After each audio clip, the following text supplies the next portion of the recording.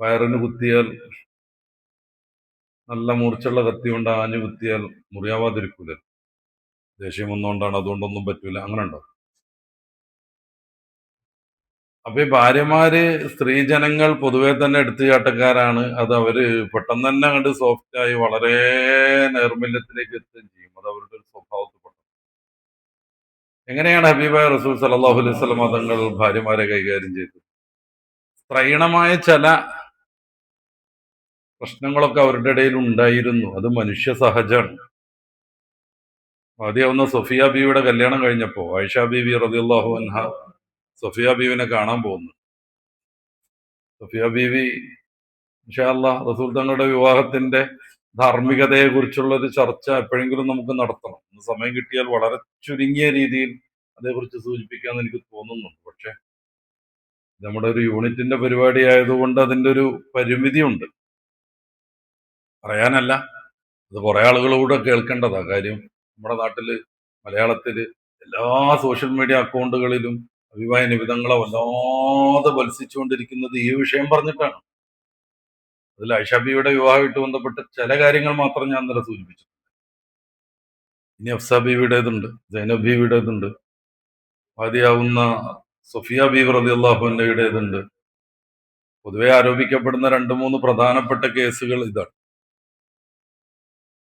അപ്പോ സഫിയ ബീവി രാജകുമാരിയായിരുന്നു. ഖൈബർ യുദ്ധാനന്തരം ജൂതഗോത്രങ്ങളെല്ലാം തകർന്ന് മഹദി, അവിടുത്തെ പ്രമുഖ ജൂത നേതാവിന്റെ മകളും വലിയ ജൂത പണ്ഡിതനായിരുന്ന ഒരു യുവ നേതാവിന്റെ ഭാര്യയും ആയിരുന്നു. രാജകീയമായ വളർച്ച കൊണ്ട് അതീവ സൗന്ദര്യവതിയും അതീവ ആരോഗ്യവതിയായിരുന്നു മഹദിയാവുന്ന സഫിയ. അപ്പൊ ആയിഷ ബി റളിയല്ലാഹു അൻഹ സഫിയ ബീവിനെ കാണാൻ പോയിട്ട് വരുന്ന ഒരു രംഗമുണ്ട്. നബി സല്ലല്ലാഹു അലൈഹി വസല്ലം തങ്ങൾ ചോദിച്ചു, മാതാ റഅയ്തി, എന്താ നീ കണ്ടേ? മഹദി പറഞ്ഞൊരു വർത്താനുണ്ട്, റഅയ്തു ശൈത്വാനിയത്തൻ വ യഹൂദിയത്തൻ. ഞാനൊരു യഹൂദിയായ ശൈത്താനെ കണ്ടു എന്നാ പറഞ്ഞു. ഞാനൊരു യഹൂദിയായ ശൈത്താനെ കണ്ടു എന്ന് സല്ലല്ലാഹു അലൈഹി വസല്ലം തങ്ങൾ തിരുത്തി. പിന്നെ പലപ്പോഴും സഫിയ ബീവിയെ യഹൂദി ടച്ചിൽ അവരിങ്ങനെ സംസാരിക്കുന്ന ഒരു രംഗമുണ്ട്. അവസാനം ഹബീബായ നബിതങ്ങളോട് അവര് കംപ്ലൈന്റ് പറയുമ്പോ, നീ തിരിച്ചു ചോദിക്കേണ്ടത് മഹാനായ മുസാ നബിയുടെ, ഹാറൂൻ നബിയുടെ പരമ്പരയിൽപ്പെട്ട ആളുകൾക്ക് എന്ത് കുറവുണ്ടെന്ന് നീ ചോദിച്ചേക്കെന്ന് സഫിയ ബീവിക്ക് നബിതങ്ങൾ ആശ്വാസത്തിന് വർത്താനം പറഞ്ഞു. നോക്കുങ്ങള്, സ്ത്രീ സഹജമായ ചില പ്രശ്നങ്ങളൊക്കെ അവരുടെ ഇടയിൽ അപൂർവമായൊക്കെ ഉണ്ടായിട്ടും എത്ര മനോഹരമായാണ് ഹബീബായ റസൂൽ സല്ലല്ലാഹു അലൈഹി വസല്ലം തങ്ങൾ അവർക്കിടയിൽ ഓരോ കാര്യവും വളരെ മനോഹരമായി ഭംഗിയായി കൈകാര്യം ചെയ്തത്. നമുക്കൊക്കെ വരുന്ന ഒരു സംഭവം പൊതുവെ എടുത്തുചാട്ടം, പ്രായം കൂടുന്നതനുസരിച്ച്. ഒരു വളരെ ലോകിയായതുകൊണ്ടായിരിക്കും 10ഉം 12ഉം 14ഉം ഒക്കെ കുഞ്ഞുങ്ങൾ ജനിച്ചത്. മധുസൂദനൻ നായരുടെ പാട്ട് ആത്മാർത്ഥമായിട്ട് പാടാൻ പറ്റുന്നവരായിരിക്കും നമ്മുടെ മുൻ തലമുറയിൽപ്പെട്ട വയസ്സന്മാരൊക്കെ. 12 മക്കളെ പെറ്റൊരമ്മേ, അല്ലെ, നിന്റെ മക്കളിൽ ഞാനാണ് ഭ്രാന്തൻ. അത്ര ലോകിയുള്ളത് കൊണ്ടാണ് അവരങ്ങനെ കുഞ്ഞുങ്ങളൊക്കെ അവർക്ക് ജനിച്ച് വലിയ കമ്പനി ആകുന്നത്. പക്ഷെ കുറച്ചുകൂടി കഴിയുമ്പോഴേക്ക്, വയസ്സായി വരുമ്പോഴേക്ക്, ഒരു 60-70 വയസ്സൊക്കെ ആവുമ്പോഴേക്ക് പരസ്പരം വെറുക്കുന്നു. ഉമ്മുള്ളടത്ത് പാർക്കാൻ ഉപ്പാക്കോ, ഉപ്പുള്ളടത്ത് പാർക്കാൻ ഉമ്മാക്കോ പറ്റാത്ത വിധം അവർ അകന്നു പോകും. വയസ്സൊക്കെ ആളുകൾ എങ്ങനെയാണിത് സ്വയം പരിഹരിക്കേണ്ടത് എന്ന് ആലോചിക്കുക. പിന്നെ മക്കളായിട്ടുള്ളവരൊക്കെ അങ്ങനത്തെ പ്രശ്നം നമ്മുടെ മാതാപിതാക്കളുടെ ഇടയിൽ ഉണ്ടാവുമ്പോൾ നമ്മൾ ഏത് പക്ഷത്ത് നിൽക്കണം എന്നും ആലോചിക്കും. എന്തുകൊണ്ടാണ് അങ്ങനെ ആ ഒരു ഒരു ഒരു വാർദ്ധക്യ സഹജമാകുന്ന പ്രശ്നങ്ങളൊക്കെ വരുമ്പോ കൂടുതൽ സ്നേഹിക്കുന്നതിന് പകരം, ചേർന്ന് നിൽക്കുന്നതിന് പകരം അങ്ങോട്ടും ഇങ്ങോട്ടും തെറ്റിപ്പിരിയുന്നത്? വിസ്തരിച്ച് പറയാൻ എനിക്ക് വേദി സൗകര്യമല്ല. മീൻസ് അത് കേൾക്കേണ്ടവർ മാത്രമല്ല ഇവിടെ ഉള്ളത്. ആണിനെ സംബന്ധിച്ചിടത്തോളം ക്വാളിറ്റിയും ക്വാണ്ടിറ്റിയും ഒക്കെ തീർന്നാൽ പോലും ആ സംഗതികൾക്കൊക്കെ എപ്പോഴെങ്കിലും താല്പര്യം വരും. പെണ്ണിനെ സംബന്ധിച്ചിടത്തോളം അവരുടെ മെൻസസ് അവസാനിച്ച് 4-5 കൊല്ലം കഴിയുമ്പോൾ വിരക്തരായി മാറുകയും ചെയ്യും. അടിസ്ഥാനപരമായി വൃദ്ധ ദമ്പതികളുടെ ഇടയിലുള്ള ഏറ്റവും വലിയ അകൽച്ചയുടെ കാരണം അതായി. നാം മിണ്ടാൻ പറ്റുമോ? ആരോടേലും പറയാൻ പറ്റൂല. നല്ല വിദ്യാഭ്യാസവും വായനയൊക്കെയുള്ള മാതാപിതാക്കളാണെന്നുണ്ടെങ്കിൽ ഡോക്ടർ ശാന്തകുമാറിന്റെ വാർദ്ധക്യത്തിലെ ദാമ്പത്യം എന്നറിയുന്ന പുസ്തകം മേശപ്പുറത്ത് കൊണ്ടുവയ്ക്കുക, വെറുതെ വായിച്ചോട്ടെ എന്ന്. വായിക്കണീന്റെ പോലീസൊക്കെ പറയും, എനിക്ക് എന്താ ഇടക്കിടക്ക് വായിച്ചാൽ നിങ്ങളെ മേശപ്പുറത്ത് ബുക്കൊക്കെ അല്ലേ എന്നൊക്കെ ചോദിച്ചത് കൊണ്ട്. നമ്മൾ മനസ്സിലാക്കേണ്ടത് എന്താന്ന് വെച്ച് കഴിഞ്ഞാൽ, നമ്മളെ വിശ്വസിച്ച് ഈ ബെഡിന്റെ അടിയിൽ നല്ലൊരു സർജൻ ഒളിഞ്ഞിരിക്കുന്നുണ്ടോ എന്നുള്ളതൊന്നും അറിയാതെ വാതിൽ കുറ്റിയിടാൻ സമ്മതം തന്നവരാണ് നമ്മുടെ ഭാര്യ. ഒരു സർജൻ അതിന്റെ അടിയിൽ ഒളിച്ചിരിക്കുന്നുണ്ടോ, അതിന്റെ കിഡ്നിയോ മറ്റു സാധനങ്ങളൊക്കെ അന്ന് മുറിച്ചെടുക്കും, അതൊന്നും അറിയില്ലല്ലോ. അതുകൊണ്ട് അവരെ മാനിക്കുക, അവരെ ആദരിക്കുക, അവരെ ഏറ്റവും കൂടുതലായി പരിഗണിക്കുക എന്നത് ഹബീബായ റസൂൽ സല്ലല്ലാഹു അലൈഹി വസല്ലമ തങ്ങൾ നമുക്ക് പഠിപ്പിച്ചു തന്ന വലിയൊരു പാഠാണ്. ആ പരമാവധിക്കപ്പുറം വിട്ടുവീഴ്ച ചെയ്തു കൊടുക്കുക. ഇത് ഇവിടെ മാത്രമൊന്നുമല്ല, സ്വർഗത്തിലേക്ക് പോകുന്ന മുത്തഖീങ്ങളെ കുറിച്ച് പറയുന്ന സൂറത്തു ആലിമ്രാന്റെ 133-ാമത്തെ വാക്യം. സ്വർഗത്തിലേക്ക് പോകുന്നാണ് പറയുന്നത്. വരൂന്ന്, ഓടി വരൂന്ന്, സ്വർഗത്തിലേക്ക്, അള്ളാഹുവിന്റെ മഗ്ഫിറത്തിലേക്ക് ഓടി വരൂന്നും പറഞ്ഞിട്ട് ഉഇദ്ദത്തുൽ മുത്തഖീൻ, അത് മുത്തഖീങ്ങൾക്ക് വേണ്ടിയാണ് സ്വർഗം തയ്യാറാക്കി വെച്ചത് എന്ന് സൂചിപ്പിച്ചതിന് ശേഷം, ആരാണ് മുത്തഖീങ്ങൾ എന്ന് പറയുന്നിടത്ത് ഞാൻ ആ KMCC-യുടെ ആ ഹാളിൽ നടന്ന പരിപാടിയിൽ ഞാനത് വിശദീകരിച്ചിട്ടുണ്ടായിരുന്നു. അതുകൊണ്ട് സൂചന മാത്രം നൽകി. ഒരു 3-4 കാര്യങ്ങൾ പറയുന്നുണ്ട്. അതൊക്കെ നമുക്ക് സാധ്യമാണ്. നമ്മുടെ ഈ സംഗമം, നമ്മൾ ICF-ലും RSC-ലും പ്രവർത്തിക്കുന്നത്, യോഗത്തിലൊക്കെ വരുന്നത് തീർച്ചയായും നമ്മുടെ സംഘടനയ്ക്ക് എന്തെങ്കിലും ഗുണം നമ്മളെ കൊണ്ട് കിട്ടാനല്ലേ അല്ല. ആരും അങ്ങനെ മനസ്സിലാക്കരുത്. അങ്ങനെയല്ലേ അല്ല. ഈ സംഘടനകൾ വഴി നമ്മൾ വിശുദ്ധരാവണം എന്ന് കരുതി, നമ്മളിൽ കൃത്യമായി നടക്കേണ്ട പരിഷ്കരണ പ്രവർത്തനങ്ങൾ നടക്കണം എന്ന് കരുതിയിട്ടാണ്. നമ്മൾ അലസരായിട്ട് റൂമിലിരുന്നാൽ, അല്ലെങ്കിൽ സംഘടനാ ബന്ധങ്ങളൊന്നും ഇല്ലാതെ നമ്മൾ നമ്മുടേതായ രീതിയിൽ നടന്നാൽ ഈ കൃത്യമായ സംസ്കരണത്തിന് സാധിക്കാതെ വരും. നമ്മളൊക്കെ പ്രവർത്തിച്ചുകൊണ്ട് സംഘടന ഉഷാറായിപ്പോയി എന്ന് അഹങ്കരിക്കാനല്ല, മറിച്ച് ഈ പ്രവർത്തനം വഴി നമ്മൾ നന്നായി തീർന്നു എന്ന് പറയാൻ നമുക്ക് പറ്റും. അങ്ങനെ വരുമ്പോൾ തഖ്വയിൽ മുന്നേറി മുന്നേറി മുന്നേറി സ്വർഗം കിട്ടുന്ന അവസ്ഥയിലേക്ക് നമുക്ക് മാറണം. വിശ്വാസിയെ സംബന്ധിച്ചിടത്തോളം അവന്റെ ആത്യന്തികമായ ലക്ഷ്യത്തെക്കുറിച്ച് ഖുർആൻ പറയുന്നിടത്ത് നമ്മളെ പോലെയുള്ള സാധാരണക്കാരോട് ഖുർആൻ പറയുന്നത് എങ്ങനെയെങ്കിലും സ്വർഗത്തിലെത്തണം, നരകത്തിൽ നിന്ന് ദൂരെയാവണം എന്നാണ്. ഇതാണ് വിശ്വാസിയുടെ ലക്ഷ്യം. സൂറത്ത് ആലിമ്രാന്റെ 185-ാമത്തെ ആയത്ത് പരിശോധിച്ച് നോക്കുക പ്രിയപ്പെട്ട സഹോദരന്മാർ. ആ ലക്ഷ്യത്തിലേക്ക് എത്താൻ പടിപടിയായി നമ്മൾ എന്ത് ചെയ്യണം? സ്വർഗം മുത്തഖീങ്ങൾക്ക് അള്ളാഹു തയ്യാറാക്കി വെച്ചത് എന്ന് ഖുർആൻ പറയുന്നു. ആരാണ് മുത്തഖീങ്ങൾ? പലയിടങ്ങളിൽ ഖുർആനിൽ മുത്തഖീങ്ങളുടെ വിശേഷണമുണ്ട്. നമുക്കൊക്കെ ആശ്വാസം തരുന്നതാണ് ആലിമ്രാനിൽ ഞാനീ പറഞ്ഞിടത്ത് മുത്തഖീങ്ങളെ വിശദീകരിക്കുന്നത്. നമുക്ക് എത്തിപ്പിടിക്കാൻ പറ്റും വിധത്തിലുള്ള വിശേഷണങ്ങളാണ് ഖുർആൻ പറയുന്നത്. മറ്റു ചില മതങ്ങളെ കുറിച്ചൊക്കെ ആലോചിച്ച് നോക്കൂ. ദാമ്പത്യം പാടില്ല, മോചനം നേടണം എന്നുണ്ടെങ്കിൽ ലക്ഷക്കണക്കിന് സ്ത്രീകളാണ് എന്താണ് സെക്സ് എന്ന ഔദ്യോഗികമായി അറിയാതെ കർത്താവിന്റെ മണവാട്ടികളാണെന്നും പറഞ്ഞു നടക്കുന്നത്. ലക്ഷക്കണക്കിന് മനുഷ്യന്മാർ കല്യാണം കഴിക്കാൻ പറ്റാതെ ഫാദർമാരായി നടക്കുന്നു. സ്വാമിമാരും സ്വാമിനികളും ഉണ്ട്. ഹിമാലയ മേഖലയിലൊക്കെയുള്ള അഘോരികൾ എന്ന് പറയുന്ന സ്വാമി വർഗം ഡ്രസ്സ് പോലും ഇടാൻ പാടില്ല, ആണിനും പെണ്ണിനും. ജൈനമതത്തിലുണ്ട് അങ്ങനെ ചില സംഗതികൾ. ദിഗംബരന്മാർ എന്നാണ് പറയാം. 4 ദിക്കാണ് അവരുടെ വസ്ത്രം. എന്നുവെച്ചാ ഒരു ഡ്രസ്സ് ഇടാൻ പറ്റൂല. വാരാണസിയിലൊക്കെ കൊടും തണുപ്പിൽ ഒരു ഡ്രസ്സ് പോലും ഇടാതെ ഉരുകി വിറച്ച് കഴിയണം മോക്ഷം നേടാൻ. പരിശുദ്ധ ഇസ്ലാമിന്റെ മാനവികത നമ്മൾ മനസ്സിലാക്കുക. ഭൗതികമായ എല്ലാ കാര്യങ്ങളും നമുക്ക് ഹലാലാക്കി തന്നു, ഹറാമായ കാര്യങ്ങളെ വേറെ വിശദീകരിച്ചു തരികയും ചെയ്തു. നമുക്ക് ഡ്രസ്സ് ഇടാം, നമുക്ക് സമ്പത്ത് സ്വരൂപ് കൂട്ടാം, വീട് വയ്ക്കാം, നമുക്ക് ഭാര്യമാരാവാം, ഒക്കെ പറ്റും. ഇതൊക്കെ നിലനിർത്തിക്കൊണ്ട് സ്വർഗം നേടാനുള്ള വളരെ വ്യക്തമായ രീതിയാണ് ഖുർആൻ നമ്മുടെ മുമ്പിൽ വെക്കുന്നത്. ഹബീബായ നബിതങ്ങൾ നമുക്ക് പഠിപ്പിച്ചു തന്നത്. ഞാൻ ചുരുക്കി പറയാം. മുത്തഖീങ്ങളുടെ ലക്ഷണം ആലിമ്രാനിൽ പറയുന്നത്, വിശാലമായ സ്വർഗത്തിലേക്ക് കയറുമെന്ന് റബ്ബ് പറയുന്ന ആളുകളുടെ വിശേഷണം: 1, അവർ സാമ്പത്തികമായി ഏതവസ്ഥയിലാണെങ്കിലും അവരുടെ സാമ്പത്തികമായ രീതിയൊക്കെ അനുസരിച്ച് ദീനി കാര്യങ്ങളിൽ ചെലവഴിക്കുന്നുള്ളതാണ് നമുക്ക് സാധ്യമാണ്. എല്ലാവരും ഭയങ്കരമായ പൈസ കൊടുക്കണം എന്നല്ല, കൊടുത്തിരിക്കണം. എല്ലാ ദിവസവും എന്തെങ്കിലും ഒരു സദഖ കൊടുക്കണം. അതൊക്കെ ഞാൻ പ്രയോഗിക്കാറുണ്ട്. അത് ഇവിടെ വന്നിട്ടാകെ മുടങ്ങിയിട്ടുണ്ട്. ഇൻഷാ അള്ളാ ഒന്നിച്ചു കൊടുക്കല്ലേ, 10 ദിവസത്തിന്റെ ഒന്നിച്ചോട് കൊടുത്തു പോകാം. ഇവിടെ എടുക്കണ പൈസ ഇല്ലാത്തതുകൊണ്ടായിരുന്നു, ഇപ്പൊ കുറച്ചിന്റെ കയ്യിലുണ്ട്. എല്ലാ ദിവസവും എന്തെങ്കിലും ഒരു സദഖ കൊടുക്കണം.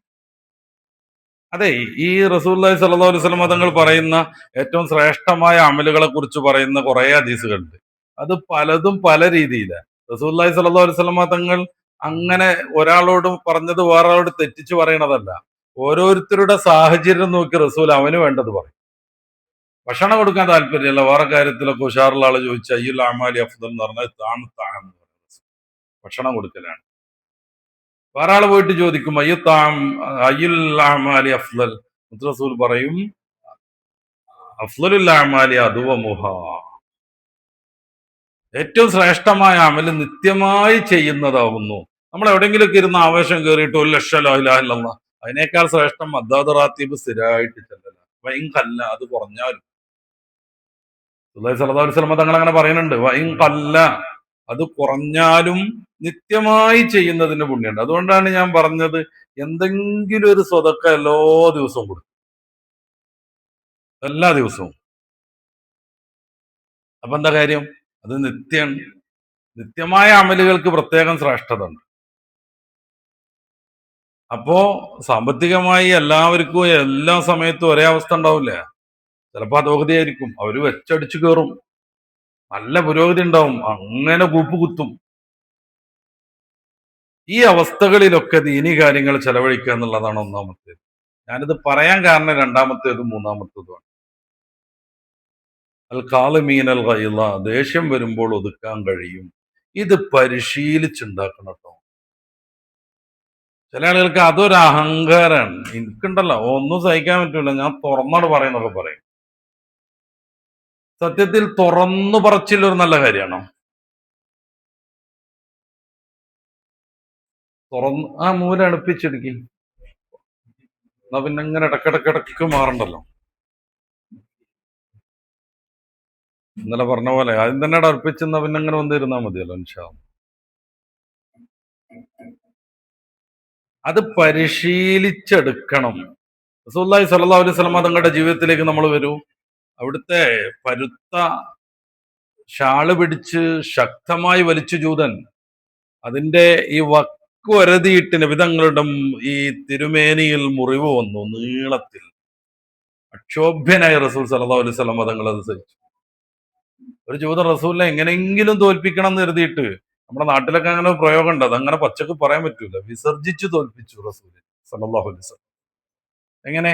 റസൂലിന്റെ വീട്ടിൽ വന്ന് താമസിച്ചു, നേരം വെളുക്കോളം റസൂൽ നല്ല രീതിയിൽ പരിചരിച്ചു, നല്ല അതിഥിയൊക്കെ ആയിട്ട് നിന്നു. പക്ഷെ ആള് വിസർജിച്ച് ആ താമസിച്ച ഇടം മൊത്തം മലിനമാക്കിയിട്ട് ഇറങ്ങിപ്പോയി. എങ്ങനെയെങ്കിലും റസൂൽ സല്ലല്ലാഹു അലൈഹി വസല്ലമ തങ്ങളെ കുറച്ച് വിഷമിപ്പിക്കാന്ന് കരുതി മാത്രം. നബിയൊക്കെ എഴുന്നേറ്റ് വരുന്ന സമയത്തുണ്ടാകുന്ന ആ ഒരു രംഗം ആസ്വദിക്കാൻ വേണ്ടി മൂപ്പരാള് പാത്തും പതുങ്ങിയും മെല്ലെ മെല്ലെ വന്നു. റസൂൽ എഴുന്നേറ്റു, ഭയങ്കരമായി ചൂടായി, ആകെ വിഷമിച്ച് കൈ കിട്ടിയതൊക്കെ എറിഞ്ഞ് തകർക്കുണ്ടാവുന്ന മൂപ്പരാൾ കരുതേ. അക്ഷോഭ്യനായ റസൂൽ സല്ലല്ലാഹു അലൈഹി വസല്ലമ തങ്ങൾ അത് കഴുകി വൃത്തിയാക്കുന്നതാണ് കണ്ടത്. ജീവിതത്തിൽ എത്ര രംഗങ്ങൾ, അവിടുന്ന് ഈത്തപ്പനയുടെ ചുവട്ടിൽ വിശ്രമിച്ചുകൊണ്ടിരിക്കുന്ന സമയത്ത് വാള് കൈക്കലാക്കിയിട്ട് നബിതങ്ങളെ കൊല്ലാനാഞ്ഞ ജൂതനുണ്ട്. ആര് രക്ഷപ്പെടുത്തും നിന്നെ എന്റെ വാളിൽ നിന്ന് ചോദിക്കുമ്പോ റസൂൽ സല്ലല്ലാഹു അലൈഹി വസല്ലമ തങ്ങൾ സധീരം പ്രഖ്യാപിക്കുന്നു, അല്ലാഹ്. ഇത് കേട്ട സന്ദർഭം അയാൾ പറച്ചു, അയാളുടെ കയ്യിൽ നിന്ന് വാള് വീണു. റസൂൽ ആ വാള് കയ്യിലെടുത്തിട്ട് എന്നിൽ നിന്ന് നിന്നെ രക്ഷപ്പെടുത്താൻ ആരുണ്ടെന്ന് ചോദിച്ചു. ബേജാറായി, ക്ഷമിക്കണം, പൊരുത്തപ്പെടണം എന്നൊക്കെ പറഞ്ഞിട്ട് ഒറ്റ വിട്ടുകൊടുത്താൽ തീർന്ന കേസാണ്. അബീബായ നിബിധങ്ങൾ അയാളോട് പോകാൻ പറഞ്ഞു. എന്തിനധികം തായിഫിലും മുഹിദിലും ഒക്കെ കഠിനമായി പീഡനമേറ്റപ്പോ, തായിഫിൽ അമ്മാവന്മാരുടെ നാടാണ്, ഹബീബായ നിബിധങ്ങൾ ആദ്യമായി പോണ ഹിജറ അതാണ്. അവിടെ വെച്ച് രക്ഷപ്പെടും, അവര് സഹായിച്ചേക്കുന്ന് കരുതി പോയി. പക്ഷെ അങ്ങാടി പിള്ളേരെ ഏൽപ്പിച്ചു, അങ്ങോട്ടും ഇങ്ങോട്ടും നടന്നു. സുഹൃത്തുക്കൾ ഇവര് പിറകെ കൂക്കി വിളിച്ചു, കല്ലെറിഞ്ഞു. അവസാനം അദ്ദാസ് നോക്കുന്ന ആ തോട്ടത്തിൽ വന്ന ഹബീബായ നബിതങ്ങൾ ഈത്തപ്പനയിൽ തളർന്നിരുന്നു. ഭയങ്കരമായ വേദന, ക്ഷീണം, ദാഹം എല്ലാം ഒന്നിച്ച് അനുഭവപ്പെടുന്നു. അവര് കണ്ടാൽ ഇനിയും ആക്രമിക്കും. ആ സമയത്ത് ജിബ്രീൽ അലൈഹിസ്സലാം വരുന്നു. ഒന്ന് പറയൂ റസൂലെ, ഇവരെ മൊത്തം നശിപ്പിക്കാൻ റബ്ബിന്റെ കൽപ്പനയുണ്ട്. അങ്ങനെ റസൂൽ തങ്ങൾ പറഞ്ഞു, പോകൂ ജിബ്രീൽ, വഇന്നഹും ലാ യഅലമൂന ഷൈഅ, ഒന്നും അറിയാത്തവരാണ് അവർ, അവരെ വിടൂ വിടൂ. തങ്ങൾ ഒരൊറ്റ സമ്മതം മൂളിയാൽ ത്വായിഫിൽ മൊത്തം ലൂത്ത് നബിന്റെ സമൂഹത്തെ സദോം പ്രദേശം ഒന്നിച്ചു പൊക്കിയിട്ട് നമ്മൾ ഈ പപ്പടം മറിക്കുന്നത് പോലെ മറിച്ചിട്ട ആളാണ് ജിബ്രീൽ അലൈഹിസ്സലാം. റസൂൽ തങ്ങൾ പോകാൻ പറഞ്ഞു. ക്ഷമ കൊണ്ട് മഹാവിപ്ലവം നേടി ഹബീബായ റസൂൽ സല്ലല്ലാഹു അലൈഹി വസല്ലം. അത് വ്യക്തി ജീവിതത്തിലും അങ്ങനെ, സാമൂഹിക ജീവിതത്തിലും. ഇസ്ബിർ യാ അമ്മാർ എന്നും പറഞ്ഞ് മുത്തറസൂൽ ഇറങ്ങി വരുന്നുണ്ട്. യാഹില അമ്മാർ എന്നും പറഞ്ഞു. അമ്മാർ ബിൻ യാസിർ റളിയല്ലാഹു അൻഹുവിന്റെ കുടുംബത്തെ കഠിനമായി പീഡിപ്പിച്ചു. കഠിനമായി പീഡിപ്പിക്കുക എന്ന് പറഞ്ഞാൽ, സുമയ്യ ബീവി പരിശുദ്ധ ഇസ്ലാമിൽ ആദ്യമായി രക്തസാക്ഷിത്വം വഹിച്ചത് അവരാണ്. ആണുങ്ങളൊക്കെ മുന്നിൽ അവരുടെ റീപ്രൊഡക്ഷൻ മേഖലയിലൂടെ പഴുപ്പിച്ച ഇരുമ്പ് തളച്ചു കയറ്റിയവർ. ഇത് കണ്ട് ഹബീബായ നബിതങ്ങൾ കണ്ണീര് വാർത്ത് നിൽക്കുന്നുണ്ട്. ഇസ്ബിർ യാ അഹ്ല അമ്മാർ, അമ്മാർ കുടുംബമേ ക്ഷമിക്കൂ എന്നും പറഞ്ഞ് മുത്തറസൂൽ കണ്ണും തുടച്ചിറങ്ങി വരുന്നുണ്ട്. ഉമ്മത്തിനെ വല്ലാതെ സ്നേഹിച്ച ആ നായകൻ അപ്പ അനുഭവിച്ച ആ ഒരു മാനസിക അവസ്ഥയെ കുറിച്ചൊന്ന് ആലോചിച്ചു. ക്ഷമ കൊണ്ട് വലിയ വിജയം നേടി. അതുകൊണ്ടാണ് നബിതങ്ങൾ പറയണത്, നിങ്ങളിൽ ഏറ്റവും വലിയ ശക്തി എന്ന് പറഞ്ഞാൽ ഗുസ്തി ജയിക്കുന്ന ആളല്ല, ദേഷ്യം വരുമ്പോൾ അത് ഒതുക്കാൻ കഴിയുന്നവനാണ്. അത് ഭാര്യമാരോടും മക്കളോടും പ്രത്യേകിച്ച് വേണം, സാമൂഹിക ബന്ധത്തിൽ വിശേഷിച്ചും വേണം. സ്വർഗത്തേക്ക് പോണ മുഅ്മിനീങ്ങളുടെ മുത്തഖീങ്ങളുടെ വിശേഷണം പറയാണ് റബ്ബ് തആല. അത് മറക്കരുത്. ഒന്ന് ദാനം ചെയ്യുന്ന കാര്യമാണ്, രണ്ടാമത്തേത് ക്ഷമിക്കുന്ന കാര്യം. ഭാര്യമാരോടൊക്കെയുള്ള ഡീലിങ്ങിൽ ക്ഷമയാണ് ഏറ്റവും വലിയ ഔഷധം. അവരിങ്ങനെ പ്രകോപിച്ചുകൊണ്ടേയിരിക്കും, തെറ്റിപ്പോകും. എന്തോ ഒരു വെറുതെ കൊണ്ടുവരാൻ പറഞ്ഞിട്ടുണ്ടായിരുന്നു, അന്ന് നോക്കുമ്പോ കാശൊന്നുമില്ല. അതൊന്നും ഓൽക്കറിയേണ്ട കാര്യമില്ല, അവർക്ക് വെറുതെ കിട്ടിയാൽ മതിയാവും. വരുന്ന സമയത്ത് ഒറ്റ കുരക്കലായിരിക്കും എവിടെ വെറുതെ. അതുകൊണ്ടാണ് ദാമ്പത്യത്തിനിടയിൽ ചെറിയ കളവൊക്കെ പറയാൻ റസൂലുള്ളാഹി തങ്ങൾ പറഞ്ഞത്. പച്ച പൊള്ളു പറയാനല്ലേ, തൗരിയത്ത് എന്നൊക്കെയാണ് അതിന് പറയാം, ദ്വയാർത്ഥ പ്രയോഗം. എവിടെ വെറുതെ ചോദിക്കുമ്പോ ഞാൻ എത്ര നോക്കി, നല്ലൊരു സൗന്ദര്യമുള്ള വെറുതെ കിട്ടണ്ടേ എന്ന് ചോദിക്കണം. നമ്മൾ എത്ര നോക്കിയിട്ടുണ്ട്, എവിടെയൊക്കെ നോക്കിയിട്ടുണ്ട്. വേണമെങ്കിൽ വെറുതെ കടയിലൊക്കെ നോക്കി പോകുന്നുണ്ട് ഇത് പറയാൻ വേണ്ടിയിട്ട്. അപ്പൊ ഇങ്ങനെ ഉഷാറാവും. അതുകൊണ്ടല്ലേ നല്ലത് കിട്ടാനാണല്ലേ എന്നൊക്കെ പറഞ്ഞ് അങ്ങനെ ഉഷാറാവും. റസൂലുള്ളാഹി പറഞ്ഞതാണ് ഇത്തിരി തൗരിയത്തൊക്കെ ആവാമെന്ന്. ദ്വയാർത്ഥ പ്രയോഗം ഈ ബന്ധത്തിന് അത്രമേൽ പരിഗണന കൊടുക്കുന്നു മഹാൻ. അപ്പൊ ചില ഹിക്മത്തൊക്കെ നമ്മൾ നടത്തേണ്ടി വരും. ദേഷ്യം പിടിച്ചിങ്ങനെ സംസാരിക്കുന്നതിനിടയിൽ എന്റെ വാപ്പന്നെ കള്ളനാടി എന്നൊക്കെ പറഞ്ഞ എന്തായിരിക്കും അവസ്ഥ? നല്ല കരാട്ട ബാക്ക് ബെൽറ്റ് ഒക്കെ ഉള്ള ആങ്ങളമാരൊക്കെ ഉണ്ടെങ്കിൽ അപ്പോൾ കോൾ ചെയ്യും, അത് കഴിയും ചിലപ്പോ. അപ്പൊ ഇങ്ങനെ സാഹിത്യബോധമൊക്കെ ഉദിക്കണം. അത് ശരി, കോൾ ചെയ്യാ, തല്ലാൻ ആളെ കൊണ്ടുവരിക, പോലീസ് സ്റ്റേഷനിക്ക് 100 അടിക്കണ. എന്നാലേ ചന്ദ്രന്റെ സൗന്ദര്യം കട്ടെടുത്ത് നിന്നിൽ നിക്ഷേപിച്ച മൂപ്പരേക്കാൾ വലിയ കള്ളൻ ആരാ ചോദിക്കുമ്പോ ചായ വേണോ ഒക്കെയാണോ ചോദിക്കും. കുറച്ച് പുസ്തകമൊക്കെ വായിക്കേണ്ടി വരും, പ്രവാസി വായനയും പ്രവാസി ഗൾഫ് നിസാലൊക്കെ വായിക്കേണ്ടി വരും. അല്ലാതെ എങ്ങനെ ഇപ്പൊ ഈ ബോധമൊക്കെ വരിക? അത് ഇറക്കിടില്ല, അതൊക്കെ വായിക്കേണ്ടി വരും. അപ്പൊ ചന്ദ്രന്റെ സൗന്ദര്യം മൊത്തം കട്ടെടുത്തു, അങ്ങനെ കള്ളറിയും. അത്രമേൽ വിട്ടുവീഴ്ചയിലൂടെ കൊണ്ടുപോവാൻ മതം നമ്മളെ നിഷ്കർഷിക്കുന്നു. മൂന്നാമത്തത് വല്ല ആഫീനാനിന്നാസ്, നമ്മൾ ബന്ധപ്പെടുന്ന ആളുകളിൽ നിന്നും വല്ല അപാകവും സംഭവിച്ചാൽ അത് വിടുതൽ ചെയ്യാനുള്ള ശേഷി നേടിയെടുക്കണം. മുത്തക്കീങ്ങൾ സ്വർഗത്തേക്ക് പോണ മുത്തക്കീങ്ങളെ പറയുന്നിടത്ത് എല്ലാ കൊല്ലം അജ്ജിയാന്നില്ലേ, അതാണ്. എല്ലാ മാസവും ഉംറക്ക് പോകാന്നില്ല. പിന്നെ നേരം വെളുക്കോളം തഹജ്ജുദ് അതും പറഞ്ഞിട്ടില്ല. അതൊക്കെ ചെയ്യാൻ പറ്റിയ മഹാഭാഗ്യവാന്മാരാണ്. അതിനെ ഞാൻ നിരുത്സാഹപ്പെടുത്തല്ല. അതാ ഞാൻ പറഞ്ഞ നമുക്കും സാധ്യമാണ് സ്വർഗം. ഇതാണ് ഖുർആന്റെയും പടച്ച റബ്ബിന്റെയും കാരുണ്യം. നരകത്തേക്ക് വരുന്ന ഖുർആനിൽ ഒരു വേർഡ് പോലും ഇല്ല, എന്നാൽ സ്വർഗത്തിലേക്ക് വരും എത്ര അടുത്തുണ്ട്. നരകത്തിലേക്ക് അള്ളാഹു ക്ഷണിക്കുന്നു എന്ന് ഖുർആനിൽ ഒരു സ്ഥലത്തുമില്ല. അള്ളാഹു യദൂഇല ദാരിസ്സലാം, സ്വർഗത്തിലേക്ക് ക്ഷണിക്കുന്നു എന്ന് പലയാവർത്തി പറയുന്നു. കാരുണ്യത്തിന്റെ മതത്തിൽ ജനിക്കാൻ പറ്റിയതിന് നമ്മൾ ശുക്ർ ചെയ്തുകൊണ്ടിരിക്കണം. ഞാൻ ആ ഒരു തലത്തിലേക്ക് പോകല്ല, ഹബീബായ റസൂലിലേക്ക് തന്നെ കേന്ദ്രീകരിക്കാൻ ഞാൻ വിചാരിക്കുകയാണ്. ഒരു കുന്തം കോലൊക്കെ പിടിച്ച് മാലാക്കന്മാരെ നിർത്തി വരുന്ന ആളുകളെ മൊത്തം തള്ളിയിടണമെന്ന് റബ്ബ് തീരുമാനിച്ചോ? അങ്ങനെ ഒരു കൽപ്പന ഖുർആനിലുണ്ടോ? ഇല്ലേ. നമ്മളൊരു അമല് ചെയ്താൽ ചുരുങ്ങിയത് 10 ഇരട്ടി പ്രതിഫലം. ഒരു തെറ്റ് ചെയ്താലോ അള്ളാഹു വിട്ടുപുറത്ത് വിടുതൽ നൽകി അത് വിഷയാക്കണില്ല. അവന്റെ നീതിബോധത്തിൽ ശിക്ഷിക്കാനാണ് തീരുമാനം വരുന്നതെങ്കിൽ അത്രമാത്രം ഒരു ശകരം കൂടുതൽ ശിക്ഷ കിട്ടൂല. ഖുർആന്റെ പ്രയോഗമുണ്ട്, ഫത്തീല ലാ യുളമൂന ഫത്തീല. ഒരു ഫത്തീല് പോലും ഇവരെന്ത് ചെയ്യൂല, ആക്രമിക്കപ്പെടൂല. ഫത്തീല് എന്ന് പറഞ്ഞാൽ എന്താ പറയുക, നിങ്ങൾക്കത് പെട്ടെന്ന് മനസ്സിലാവും. ഈ കാരക്കക്കുരുവിന്റെ മുളക്കുന്ന ഭാഗമാണ് ആ ഗ്യാപ്പ്, ചാല്. അവിടെ ഇങ്ങനെ സൂക്ഷ്മമായി നമ്മൾ വല്ല സൂചിയൊക്കെ എടുത്ത് ഇങ്ങനെ പരിശോധിച്ചാൽ വളരെ ലോലമായൊരു നൂല് കിട്ടും. അതാണ് ഫത്തീൽ. അത്ര പോലും തെറ്റിനേക്കാൾ കൂടുതൽ ശിക്ഷ കിട്ടൂല, അത്ര തന്നെ. റബ്ബിന്റെ കാര്യം ഒന്ന് ആലോചിച്ച് നോക്കൂ. കാരക്കും ഈത്തപ്പനക്കും ഒന്നും തീരെ ഒരു വിലല്ല ഈ നാട്ടിലെന്ന് എനിക്ക് തോന്നുന്നു. ആരും പരിഗണിക്കണില്ല, അങ്ങനെ ഉണങ്ങി നിൽക്കുന്നു. എല്ലായിടത്തും വെള്ളമില്ല. സത്യത്തിൽ അതൊരു വിഷമാണ്. അത്ര സഹീൽ ബുഖാരിയിലുള്ള ഹദീസൊന്നും അല്ലെങ്കിലും അക്രിമു അമ്മത്തുക്കുമുൻ അഖ്ല എന്ന ഹദീസ് ഉണ്ട്. നിങ്ങളുടെ അമ്മായി ആകുന്ന ഈത്തപ്പനയെ ആദരിക്കണം.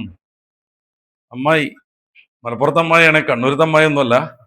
കണ്ണൂരത്തെ അമ്മായി പറഞ്ഞ ഭാര്യന്റെ അമ്മയാണ്. ഇത് മലപ്പുറത്തെ അമ്മായി എന്ന് വെച്ചാ ഉപ്പാന്റെ പെങ്ങൾ. മറ്റേ പാട്ടിലുള്ള അമ്മായിയുടെ മോളെ ഞാൻ നിക്കാഹ് ചെയ്ത ആ അമ്മായി. അപ്പൊ നിങ്ങളുടെ അമ്മായിയാണ് ഈത്തപ്പന എന്നാണ് പറയണത്. അതിന്റെ കാരണം മുത്ത് റസൂൽ പറയുന്നുണ്ട്, ഇന്നഹാ ഖുലിഖത്ത് മിൻ ബഖിയ്യത്തി തീനത്തി അബീക്കും ആദം. നിങ്ങളുടെ വാപ്പയാകുന്ന ആദം നബിയെ പടച്ച മണ്ണിന്റെ ബാക്കിയുള്ളത് കൊണ്ടാണ് ഈത്തപ്പനെ സൃഷ്ടിച്ചത്. അപ്പോ വാപ്പാന്റെ പെങ്ങളാണ്, അമ്മായിയാണ്. ഇവിടെ തീരെ ഒരു ബഹുമാനില്ല തോന്നുന്നുണ്ട്. എനിക്കാണ് തോന്നിയതാണ് കേട്ടോ. എല്ലായിടത്തും ഉണങ്ങി അങ്ങനെ നിൽക്കണ്. എവിടുന്നോ ഒരു ആവശ്യമില്ലാത്ത ഇലൊക്കെ കൊണ്ടുവന്നു അതിന് വെള്ളവും പൈപ്പും വെച്ച് അങ്ങനെ തളുത്ത് നിർത്തിയിരിക്കുന്നു. ബഹുമാനിക്കണം എന്ന് മുത്ത് റസൂൽ പറഞ്ഞ അമ്മായിനെ അങ്ങനെ ഉപേക്ഷിച്ചു നിർത്തി. അപ്പൊ നമ്മുടെ നാട്ടിലൊക്കെ ഉണ്ട് ഒരു ട്രെൻഡ്, ഒരു ഊക്കിനടെ ഈത്തപ്പനം വെക്കും, പിന്നെ മെയിൻ ചെയ്യൂല. നമ്മുടെ നാട്ടിലൊക്കെ ഉണ്ടല്ലോ കുറെ ഈത്തപ്പന കൃഷിയല്ല, ഒരു സ്റ്റൈലിന് വെക്കണത്. ഒരു ഊക്കിന് രാജസ്ഥാനിന്ന് പോകണം. പണ്ട് 18,000 20,000 ഒക്കെ ആണ്. ഇപ്പൊ പോന്ന് 3000-നൊക്കെ കിട്ടും വലിയ ഈത്തപ്പന. വെക്കുകയാണെങ്കിൽ ആദരിക്കണം, ബഹുമാനിക്കണം. വെക്കുകയാണെങ്കിൽ ആദരിക്കണം, ബഹുമാനിക്കണം. ഈ ആദരിക്കലും ബഹുമാനിക്കലും ഒഴിവാൻ പറ്റൂലല്ലോ. അപ്പൊ ഈത്തപ്പനയുടെ കുരുവിന്റെ ഇടയിലുള്ള ഒരു ചെറിയ സാധനം ഉണ്ട്, അത്ര പോലും എതിർപ്പ് അല്ലെങ്കിൽ കൂടുതൽ കിട്ടൂല. നമ്മളിപ്പോ 1 കിലോ തെറ്റ് ചെയ്തുന്നുണ്ടെങ്കിൽ അള്ളാഹു ശിക്ഷിക്കുകയാണ്. പൊരുത്തപ്പെടുന്നില്ലെങ്കിൽ കൃത്യം 1 കിലോ ശിക്ഷ കിട്ടുന്നു. മനസ്സിലായില്ലേ? 1 കിലോയും 1/2 ഗ്രാമും വരൂല. നന്മയുടെ കാര്യമാണെങ്കിലോ, ഒരു നന്മക്ക് വെറുതെ ഇരിക്കുമ്പോ സ്വലാത്ത് ഇല്ലാണ് സല്ലല്ലാഹു അലൈഹി വസല്ലം. യാ ഹയ്യോ ഖയ്യൂം, യാ ഹയ്യോ ഖയ്യൂം. വെറുതെ ഇരിക്കാണ്, അന്തം മുട്ടങ്ങനെ ഇരിക്കുകയാണ്. യാ ഹയ്യോ ഖയ്യൂം, യാ ഹയ്യ്. ജോലി ചെയ്യാണ്, ഡ്രൈവ് ചെയ്യാണ്, ഈത്തപ്പനക്ക് തടെടുക്കുകയാണ്, ടൈലറിങ് നടത്താണ്, എന്തും എന്തും ഇങ്ങനെ ചെയ്തുകൊണ്ടിരിക്കാൻ സ്വർഗത്തിലേക്ക് കയറ്റുന്ന ഒരു അമല് ലളിതമായത് പറഞ്ഞു തരുമെന്ന് വെച്ച് ചെല്ലണ്ട ഒരു മഹാൻ മുത്ത് റസൂൽ സല്ലല്ലാഹു അലൈഹി വസല്ലം തങ്ങളുടെ അടുത്തേക്ക്. റസൂലുള്ളാഹി പറഞ്ഞെന്താ? മസാല ലിസാനുക റത്ബൻ മിൻ ദിക്രില്ലാഹ്. അള്ളാഹുവിന്റെ ദിക്റ് കൊണ്ട് നിന്റെ നാവ് എപ്പോഴും ഇങ്ങനെ നനവാർന്നിരിക്കണം, ഹരിതാഭമാവണം എന്നാണ്. കേൾക്കാനുള്ളതല്ല, എനിക്കും നിങ്ങൾക്കും പ്രയോഗിക്കാനുള്ളതാണ്. കുറെ അങ്ങനെ ഞാൻ വന്നിട്ട് അതൊക്കെ പറഞ്ഞ് ഞാനും നിങ്ങളും എടുത്തു വെച്ചു, പിന്നെ നമ്മളെ ജീവിതത്തിലൊന്നും വരുന്നില്ലെങ്കിൽ ആ യാത്ര വലിയ ഗുണം കിട്ടിയില്ല എന്ന് എൻ്റെ ഒക്കെ ഒരു അഭിപ്രായം. മസാല ലിസാനുക റത്ബൻ മിൻ ദിക്രില്ലാഹി. സുബ്ഹാനല്ലാഹി വൽഹംദുലില്ലാഹി വലാ ഇലാഹ ഇല്ലല്ലാഹു അല്ലാഹു അക്ബർ നമ്മളോട് ചെല്ലാൻ വേണ്ടി നമ്മുടെ പൂർവ്വപിതാവ് ഇബ്രാഹിം നബി മുത്ത് റസൂലിനെ ഏൽപ്പിച്ചു കൊടുത്തയച്ചതാണ്. മിറാജിന്റെ രാത്രിയിൽ മുത്ത് റസൂലിനെ കാണാൻ നിന്നു പ്രിയപ്പെട്ട പിതാവ് ഇബ്രാഹിം നബി അലൈഹിസ്സലാം. എന്നിട്ട് അവിടുന്ന് പറഞ്ഞതാണ്, നിങ്ങളുടെ സമൂഹത്തിന്റെ അടുത്ത് പോകുമ്പോൾ സ്വർഗത്തിൽ അവർക്ക് വേണ്ട വിഭവങ്ങൾ കൃഷി ചെയ്യാൻ പറയണം, അവർക്ക് വേണ്ട ഫ്രൂട്ട്സുകൾ നട്ടുപിടിപ്പിക്കാൻ പറയണം. മുത്ത് റസൂൽ കൗതുകത്തോടെ ചോദിച്ചു, എങ്ങനെയാണ് ഭൂമിയിൽ നിന്ന് സ്വർഗത്തിൽ പഴം നടുന്നത്? അന ദഅവതു അബി ഇബ്രാഹിം, എന്റെ പ്രിയപ്പെട്ട പിതാവ് ഇബ്രാഹിം നബി പ്രാർത്ഥിച്ചിട്ടാണ് ഞാൻ ഉണ്ടായത് എന്ന് മുത്ത് റസൂൽ സല്ലല്ലാഹു അലൈഹി വസല്ലമ തങ്ങൾ അഭിമാനം പറഞ്ഞ പൂർവ്വപിതാവ് ഇബ്രാഹിം നബി അലൈഹി സ്വലാത്തു വസ്സലാം റസൂലിന് പറഞ്ഞെടുത്തത് എന്താണ്? സുബ്ഹാനല്ലാഹി വൽഹംദുലില്ലാഹി വലാ ഇലാഹ ഇല്ലല്ലാഹു അല്ലാഹു അക്ബർ എന്ന് ചൊല്ലാൻ പറയുക. ഓരോന്ന് ചൊല്ലുമ്പോൾ അവർക്ക് വേണ്ടി സ്വർഗത്തിൽ പല വൃക്ഷങ്ങൾ നട്ടുകൊണ്ടിരിക്കും എന്നാണ്. ചില തസൂഫിന്റെ കിതാബിലൊക്കെ കാണാം, മഹ്ശറിൽ എത്തിയിട്ട് മനുഷ്യന്മാർ ഒരു വട്ടം കൂടി സുബ്ഹാനല്ലാഹി വൽഹംദുലില്ലാഹി വലാ ഇലാഹ ഇല്ലല്ലാഹു അല്ലാഹു അക്ബർ എന്ന് ചൊല്ലായിരുന്നു എന്ന് സങ്കടപ്പെടുന്നു. ഇതാണ് കർമ്മത്തിന്റെ ലോകം, അത് അനുഭവത്തിന്റെ ലോകമാണ്. ഇവിടെ വെച്ച് തീരണം ആ സംഗതികളൊക്കെ. അവിടെ എത്തിയിട്ട് വിചാരിക്കും, പടച്ചോനെ ഒരു വട്ടം കൂടി ഇത് ചെല്ലായിരുന്നു കേട്ടോ എന്ന്. കാരണം എന്നാൽ പിന്നെയും സ്ഥാനം കൂടുമായിരുന്നു. തീരെ ചെല്ലാത്ത ആളുകൾ ഭയങ്കരമായി ദുഃഖിക്കും. സഹീഹുൽ ബുഖാരിയുടെ അവസാനത്തെ ഹദീസ് എന്താന്ന് പരിശോധിച്ച് നോക്കൂ.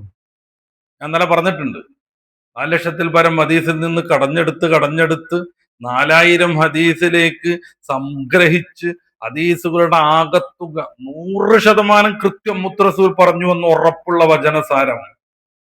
അവസാനത്തെ ഹദീസ് എന്താണ്?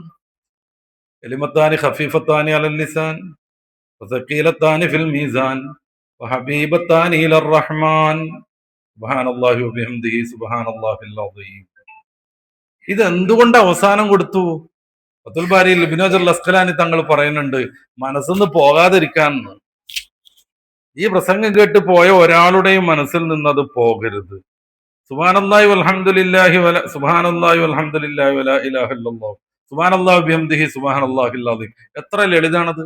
സുബ്ഹാനല്ലാഹി ബിഹംദിഹി സുബ്ഹാനല്ലാഹിൽ അസീം ചൊല്ലിക്കേ.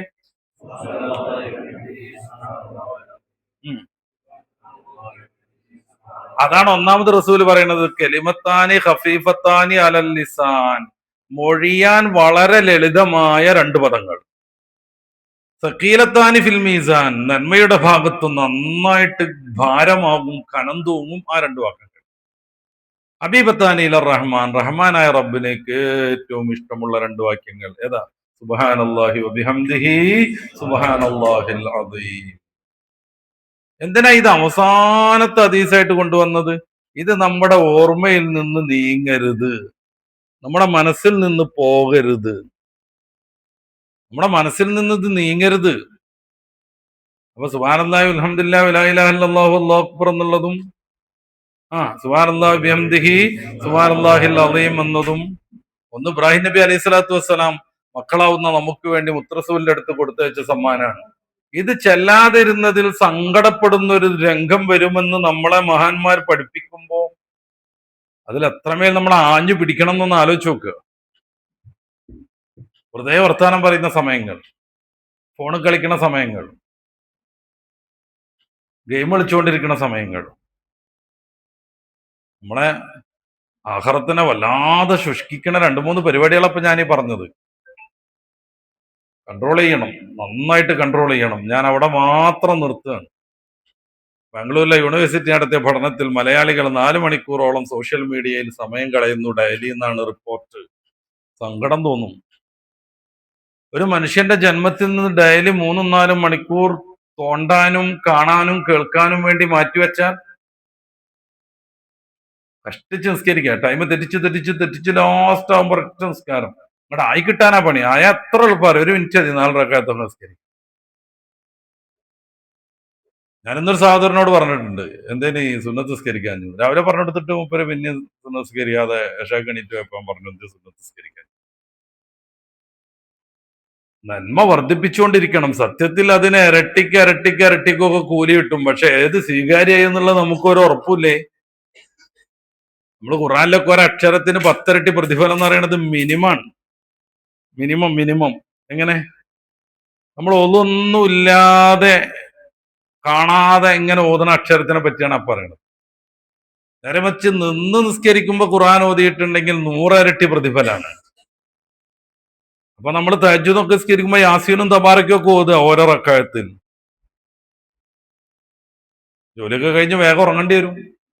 ജോലി നേരത്തെ കഴിയണമല്ലോ, എന്തിനാ ഉറക്കം വയ്ക്കണത്? രാത്രി ജോലിക്ക് പോണവരെ നമുക്ക് മനസ്സിലാവും, ജോലി കഴിഞ്ഞ് വൈകി വരുന്നവരെയും മനസ്സിലാവും. നേരത്തെ ഭക്ഷണം കഴിച്ച് വയറ് കാലിയായിട്ട് കിടന്നുറങ്ങണം. രാവിലെ എഴുന്നേൽക്കുമ്പോഴേക്ക് ഫ്രീ ആവണം നമ്മുടെ വയർ, എന്തെങ്കിലും കഴിക്കണം എന്ന് തോന്നണം. ഈ വൈകി എന്തൊക്കെയോ കയറ്റിയിട്ടാണ് രാവിലെ ഫുഡ് വേണ്ടാത്തത്. പ്രാതൽ കഴിക്കാത്തത് കൊണ്ടാണ് പലപ്പോഴും പലവിധ ശാരീരിക അവശതകളും വരുന്നത്. പ്രഭാത ഭക്ഷണം പ്രഭുവിനെ പോലെ വേണമെന്നൊക്കെയാണ് നമ്മുടെ നാട്ടിൽ. അത്യാവശ്യം കൊള്ളാവുന്ന രീതി കഴിക്കണത്. രാത്രി പറ്റ കുറച്ചാലും കുഴപ്പമൊന്നുമില്ല. നേരം വെളുക്കുമ്പോഴേക്ക് ആ ഒരു ദഹന പ്രക്രിയ തീരണം. നല്ല സുജാത ഗ്രൈൻഡറിന്റെ ആ പല്ലൊന്നുമില്ല അവിടെ ഇങ്ങനെ എന്ന് പറഞ്ഞ് തിരിക്കാനേ. പിന്നെ നമ്മുടെ ആമാശയഭിത്തിയുടെ ലളിതമായ ചലനം വഴി വഴി വഴി ഇങ്ങനെ ഇത് ദഹിച്ചു കിട്ടിയിട്ട് വേണം. അപ്പൊ നല്ല ഹാർഡായ ഫുഡ് രാത്രി വൈകി നമ്മൾ കയറ്റി നിറച്ചു വെച്ച് അവസാനം നേരം വെളുക്കോളം ഭയങ്കരമായി കഠിനാധ്വാനം ചെയ്യാണ് നമ്മുടെ ആമാശയം. പക്ഷെ ദഹിച്ചത് കിട്ടൂല. രാവിലെ എണീക്കുമ്പോൾ ഏമ്പക്കം വിട്ടുകൊണ്ടിരിക്കും, മേലെ ഇങ്ങനെ ഗ്യാസ് കയറിക്കൊണ്ടിരിക്കും, നെഞ്ച് കയറിക്കൊണ്ടിരിക്കും.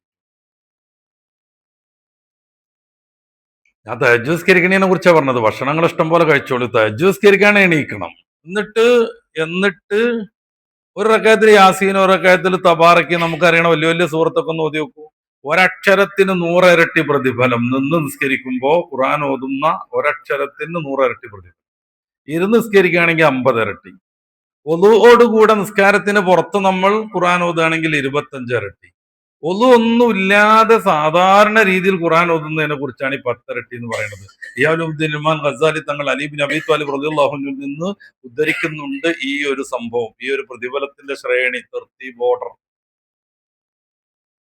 അപ്പൊ നന്മക്ക് കുറെ ഇരട്ടി പ്രതിഫലം കിട്ടുന്നത് റബ്ബിന്റെ കാരുണ്യാണ്. തിന്മയ്ക്ക് വളരെ ഒരു ചെറിയ രീതിയിലെങ്കിലും വർധനം ഉണ്ടാവൂല എന്ന്. നമ്മൾ പിന്നെയും പിന്നെയും പടച്ച റബ്ബിനെ സ്തുതിച്ചുകൊണ്ടിരിക്കുക, റബ്ബിനെ സ്നേഹിച്ചുകൊണ്ടിരിക്കുക. കാരണം വിധത്തിലേക്ക് ഒരു ദീന് നമുക്ക് കൈമാറി തന്നു. അഫ്വ് ചെയ്യുക എന്നുള്ളത് വളരെ പ്രധാനം. 3 കാര്യം പറഞ്ഞു. 4-മത്തേത്, അവരിൽ തെറ്റ് സംഭവിച്ചു പോയാൽ അവർ വളരെ പെട്ടെന്ന് തന്നെ തൗബ ചെയ്യും. ഈ തൗബ എന്നൊക്കെ പറഞ്ഞാൽ എന്താ സംഭവം? ഞങ്ങളുടെ താംഫുരാനെ എന്ന് ഈ മൗലൂദ് സൈഡിലേക്ക് വായിക്കലാണോ? അതല്ല. അത് തൗബക്ക് ചില പ്രത്യേകമായ വചനങ്ങൾ പൂർവികരാവുന്ന പണ്ഡിതന്മാർ ചെയ്തു തന്നതാണ്. അതിന്റെ ഒരു ബർക്കത്ത് ഉണ്ടാവും. പക്ഷെ അത് പാടലും നമ്മളെ 26-ന് മഅദിൻ സലാത്തിലൊക്കെ പോയിട്ട് ഖലീൽ തങ്ങളാപ്പം അങ്ങനെ കരഞ്ഞു വേർക്കുമ്പോ അവിടെ ഇവിടെ നോക്കി വാച്ചിലും നോക്കി ആമീൻ എന്ന് പറയുന്നു.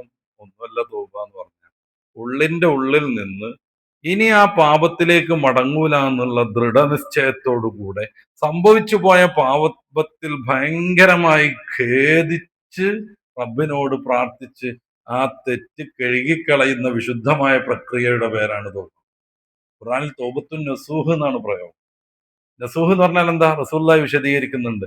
കറന്നെടുത്ത പാല് അകിടിലേക്ക് തിരിച്ചു കയറ്റാൻ പറ്റുമോ? ഇല്ല. ഇത്ര പോകുന്ന ചെറിയ അകിടായിരിക്കും, 10 ലിറ്റർ പാല് കിട്ടുമായിരുന്നു. ആ സാധനമൊക്കെ പാടെ അങ്ങോട്ട് കയറ്റാൻ പിന്നെ കഴിയില്ല. 4 തുള്ളിയാണെങ്കിലും കയറ്റാൻ കഴിയില്ല. അவ்விധം ഒരു തെറ്റിൽ നിന്ന് ഒരാൾ തൗബ ചെയ്ത് മടങ്ങിയാൽ പിന്നെ ആ തെറ്റിലേക്ക് മടങ്ങാതിരിക്കുക. ഏതുപോലെ? മറക്കരുത്, ഉദാഹരണം മറക്കരുത്. ആ കറന്നെടുത്ത പാല് പശുവിന്റെ ആടിന്റെ അകിടിലേക്ക് തിരിച്ചു കയറ്റാൻ പറ്റാത്തതുപോലെ തൗബ ചെയ്ത് കഴിഞ്ഞാൽ ആ തെറ്റിലേക്ക് പിന്നെ മടങ്ങാതിരിക്കുക. തെറ്റിനെ ലളിതവൽക്കരിക്കുന്ന ലോകത്താണ് നമ്മളുള്ളത്. അള്ളാഹു കാക്കട്ടെ. അതൊന്നും ഇപ്പൊ ഒരു വിഷയമല്ല. കുറെ ചെയ്താൽ എല്ലാവരും ചെയ്തു തുടങ്ങിയാൽ പിന്നെ അതൊന്നും ഒരു വിഷയമല്ല തീരുമാനിക്കുന്ന ഒരു ലോകം. പെണ്ണിനോട് സംസാരിക്കുക, പെണ്ണിനെ കാണുക, പെണ്ണുമായി അഹിതമായ ബന്ധങ്ങൾ ഉണ്ടാവുക, പിന്നെ അകന്ന ബന്ധുക്കളോടൊക്കെ കുടുംബക്കാരെന്നുള്ള രീതിയിൽ തന്നെ ഇടപെട്ടുകൊണ്ടിരിക്കുക, ഹറാമും ഹലാലും വ്യത്യാസമല്ലാതിരിക്കുക, ഭാര്യയുടെ അനുജത്തിനെ സ്വന്തം സഹോദരിയായിട്ട് കാണുക. സ്ഥിരമൊക്കെ പലിശ വാങ്ങിയ കുഴപ്പമില്ല എന്നും കടം വാങ്ങിയ കൊടുക്കണം എന്നില്ല എന്നും ഇങ്ങനെ കുറെ മഹാതെറ്റുകളെ ലളിതവൽക്കരിക്കുന്ന ഒരു കാലത്താണ് നമ്മൾ ജീവിക്കുന്നത്. ശ്രദ്ധ വേണം. കണ്ണു തുറന്നു നമ്മൾ ഉണർന്നിരിക്കണം. നമ്മിൽ നിന്ന് അങ്ങനത്തെ ഒരു സംഭവം വരാൻ പാടില്ല.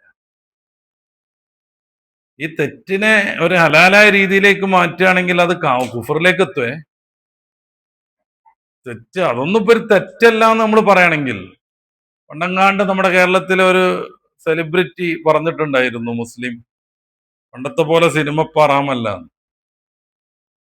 ഹലാലായ ഒരു സാധനത്തിന് ഹറാമാക്കലും ഹറാമായ ഒരു സാധനത്തിന് ഹലാലാക്കലും പടച്ചറബിന്റെ അധികാരത്തിലുള്ള ഇടപെടലാണ്. ഇസ്ലാം ഒന്ന് പുറത്തു പോകും. അപ്പൊ ലളിതവൽക്കരിക്കുന്ന കാലത്ത് നന്നായിട്ട് സൂക്ഷ്മത വേണമെന്ന് എൻ്റെ ആത്മാവിനോടും എൻ്റെ പ്രിയപ്പെട്ട സഹോദരന്മാരോട് ഓർമ്മപ്പെടുത്താൻ ഞാൻ ഈ സന്ദർഭം ഉപയോഗപ്പെടുത്തുകയാണ്. നന്നായിട്ട് ശ്രദ്ധ വേണം. എന്തിനേയും ലളിതവൽക്കരിക്കുക. കുറ്റം പറയാ, ഗീബത്ത് പറയാ, അതൊന്നും ഒരു വിഷയമല്ല. നമുക്ക് ചെയ്യാൻ പറ്റുന്ന ലളിതമായ കുറേ സുന്നത്തുകളുണ്ട്. ഡ്രസ് ഇടുമ്പോ വലതേ കൈ ഷർട്ടിന്റെ ഉള്ളിൽ കിട്ടാൻ നമുക്കൊരു കൂലി കിട്ടി. എന്തായാലും രണ്ട് കൈയും കൂടി ഇടുവോ പൊതുവെ? ഇല്ല, ഒരു കൈയേ ഇടുള്ളൂ. ആ ഇടുന്നത് വലത് കൈ ആയാൽ ഒരു പുണ്യം കിട്ടുന്നു. വിസ്മി ചെല്ലുമ്പോ വേറെ പുണ്യം കിട്ടുന്നു. എന്ത് കൊടുക്കുമ്പോഴും വിസ്മയല്ലേ, എന്ത് വാങ്ങുമ്പോഴും വിസ്മയല്ലേ. ലളിതമായി കടന്നുറങ്ങണത് വലതുവശത്ത് കടന്നുറങ്ങുക, അതിനൊക്കെ കൂലിയിട്ടാണ് നമുക്ക്. മനുഷ്യന്റെ ജീവിതം അത് അദ്കിയയിൽ പറയുന്നുണ്ട്, വിസ്തരിക്കാൻ എനിക്ക് സമയക്കുറവുണ്ട്. മനുഷ്യന്റെ ജീവിതത്തിന്റെ ഓരോ നിമിഷത്തെയും ആരാധനയാക്കി മാറ്റാൻ പറ്റും. ഹബീബായ റസൂൽ പഠിപ്പിച്ച വിശാലമായ ദീൻ അങ്ങനെയാണ്.